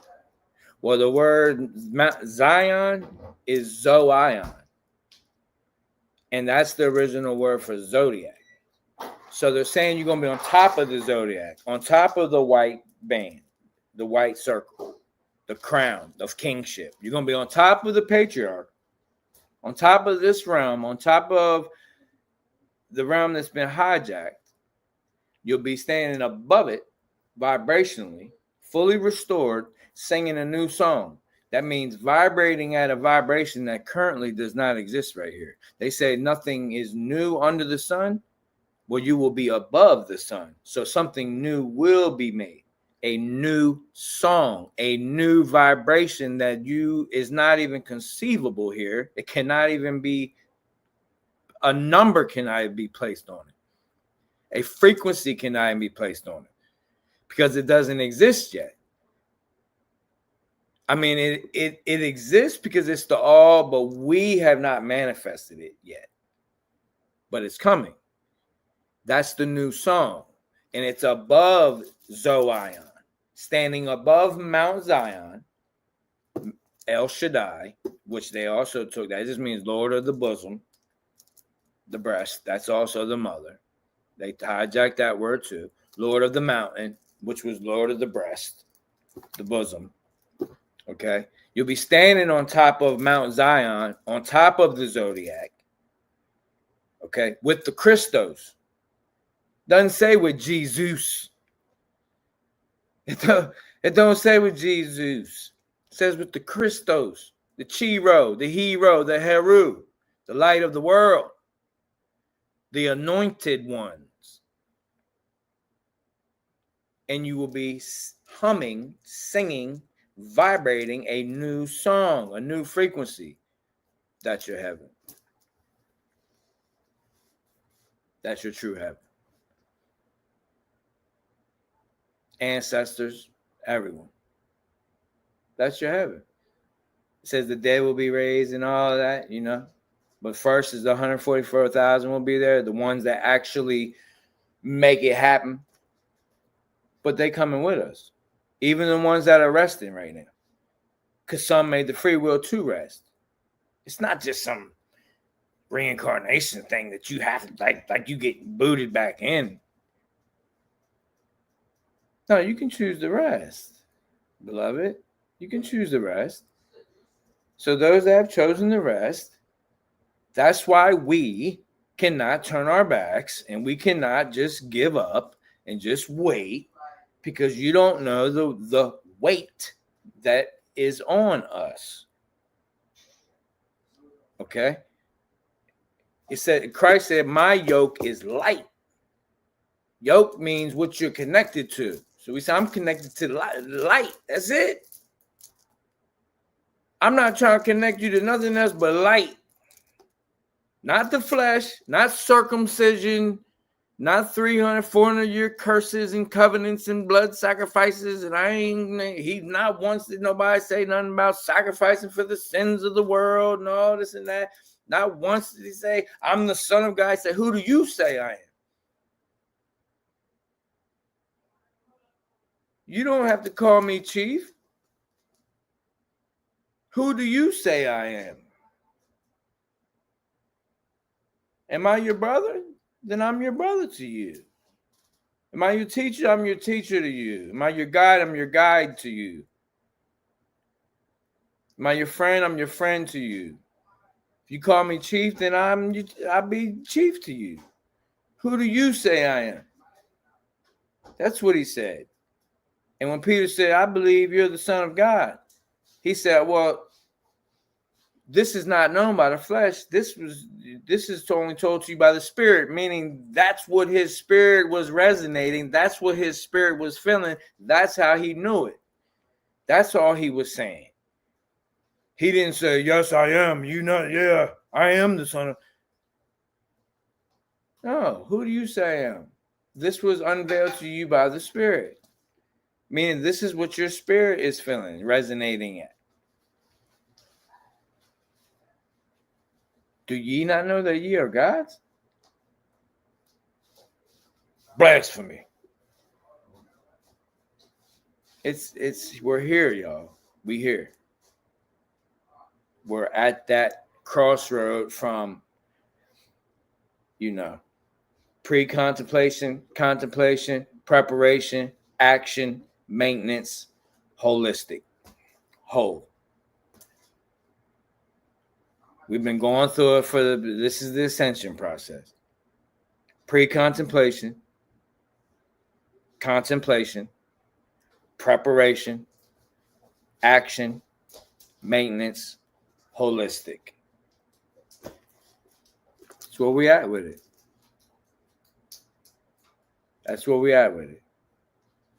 So when I say like the moment of shenanigans and fun dummy time is up, that's what I mean. It's time to go to the next phase. Okay? And for the plant to sprout, it has to leave behind the shell of the seed. It can't sprout and have the casing of the seed still on it and growing with it. You have to leave something behind. You have to shed something.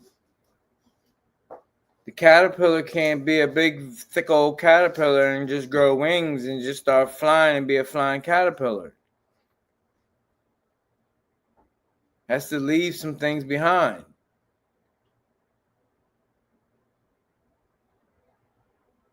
My yoke is light.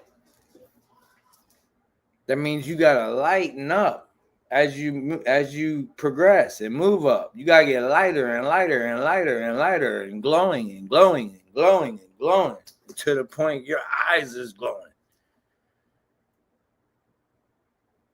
And to the point you're walking by speakers and they're off, they're not even plugged in, and the magnet on the speakers is going.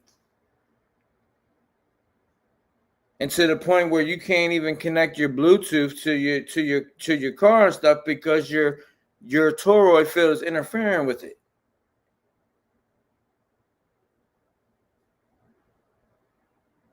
And we're getting there. And not everyone is meant to go through to go all through it this whole thing in this life. It's okay. Everything is okay, beloved. Everything is fine. Everything is all right. Be anxious for nothing. Nothing should make you anxious. Nothing.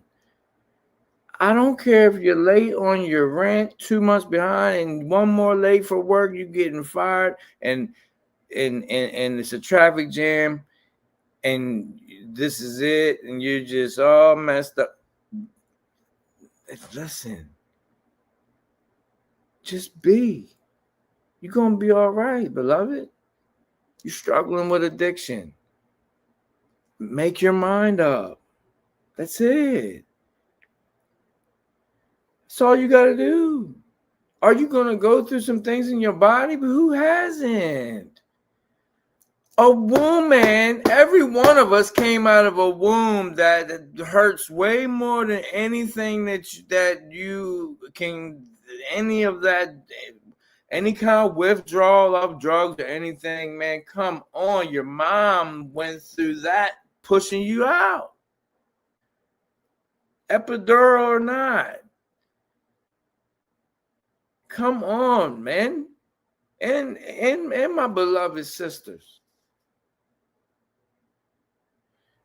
Mind over matter. You can do anything. And once you remember that and begin the repair process, then eventually we are going to come together. Physically. Right now, we're meant to be apart because the energy has to be spread apart for the proper repairing. But soon, when the repairing is reached, it's pretty much almost maxed out. That's when we will come together physically as well. And when our toroidal fields are actually touching, and not just through the dragon lines, but actually touching, nothing. Nuclear bomb, Anunnaki, Nibiru, Enlil, Enki, Marduk, nothing. It will literally be, you're invincible. You're literally invincible. I promise you that. I promise you that with everything that I am, with all that I am, you are invincible. Fact. So that's almost 4 hours, y'all. That was, it's unfortunate Brother Micah couldn't make it. His back, I hope he doesn't mind us sharing this with you, but his back is hurting him a little bit. Maybe put some good energy out into the ethers for him concerning that. But he did articulate to I that he would like to reschedule for tomorrow at 6 p.m. New York City time. So we'll look forward to that. Greatest of spirit willing. Other than that, I love y'all genuinely, authentically. It's an honor and a privilege to be here and share these moments with you. Okay. Like for real. And if you're here and you like, don't take it for granted, please. Like, don't get off of these teachings and then just go back into the world. Please take it with you. Take it with you. It doesn't mean you always got to be like doing something like some revolution. You are a revolutionary. You are. But it doesn't mean you always got to be like actively like doing something. Like, it's okay to be still. That's part of that's part of it too. But it's balance. It's balance. Okay. So you do also need to do that. But so you also need that rest and that be still moment and being. Just being. The Great Spirit will lead you exactly where you're supposed to be, exactly who you're supposed to have conversations with. Even if you think they're not taking heed to it, it's the reason that you're planting that seed. It don't matter if this person is disrespectful to you, act like they want to fight you. It happened to me the last week. A brother that I was talking to act like he had that energy, like he wanted to fight. But it was a reason a seed got planted within that brother. Okay. And even with I learned something from the experience as well. So don't think that just because somebody ain't just automatically agreeing with you instantly that they like, it wasn't meant for you to share that with them. Okay? I love all y'all. Thank you to the moderators, Prairie Goat Mama. Thank you, Brother Rick. I seen you in here. I was just, Great Spirit was flowing. I appreciate you. I already said, salute to Brother London. Salute to everyone. Brother Martin, Sister Kim, Corona Dog. Oh, yep. Sister Monica. Sister Monica, she been rocking with me since Facebook days. So, Sister Monica been here. She pretty much day one. Country Kid, you got real good energy about you. And I just want to tell you, like, it emanates even off of through this parasitic, device. I just want to give you that compliment. Your energy stands out. I just want to tell you that. A lot of you do. I don't want you to feel slighted if I don't, acknowledge you. It's always sacred, as it should be. Let me see if it's saying Sister Pam, Brother John, Sister Lorena, Skids, Val, Mr. Bojangles, what's happening? Brother Greg. But yeah, it's so many names. I would go on and on if I didn't mention you.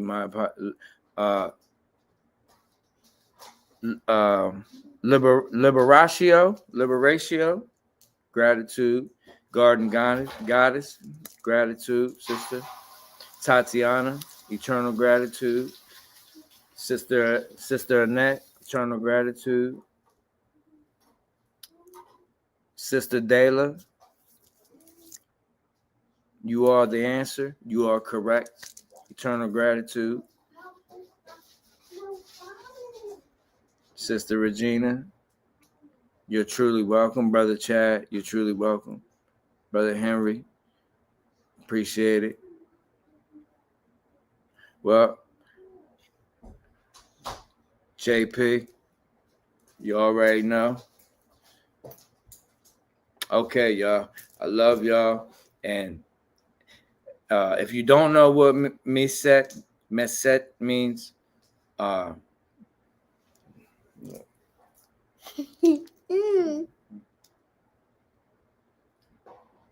you go, baby.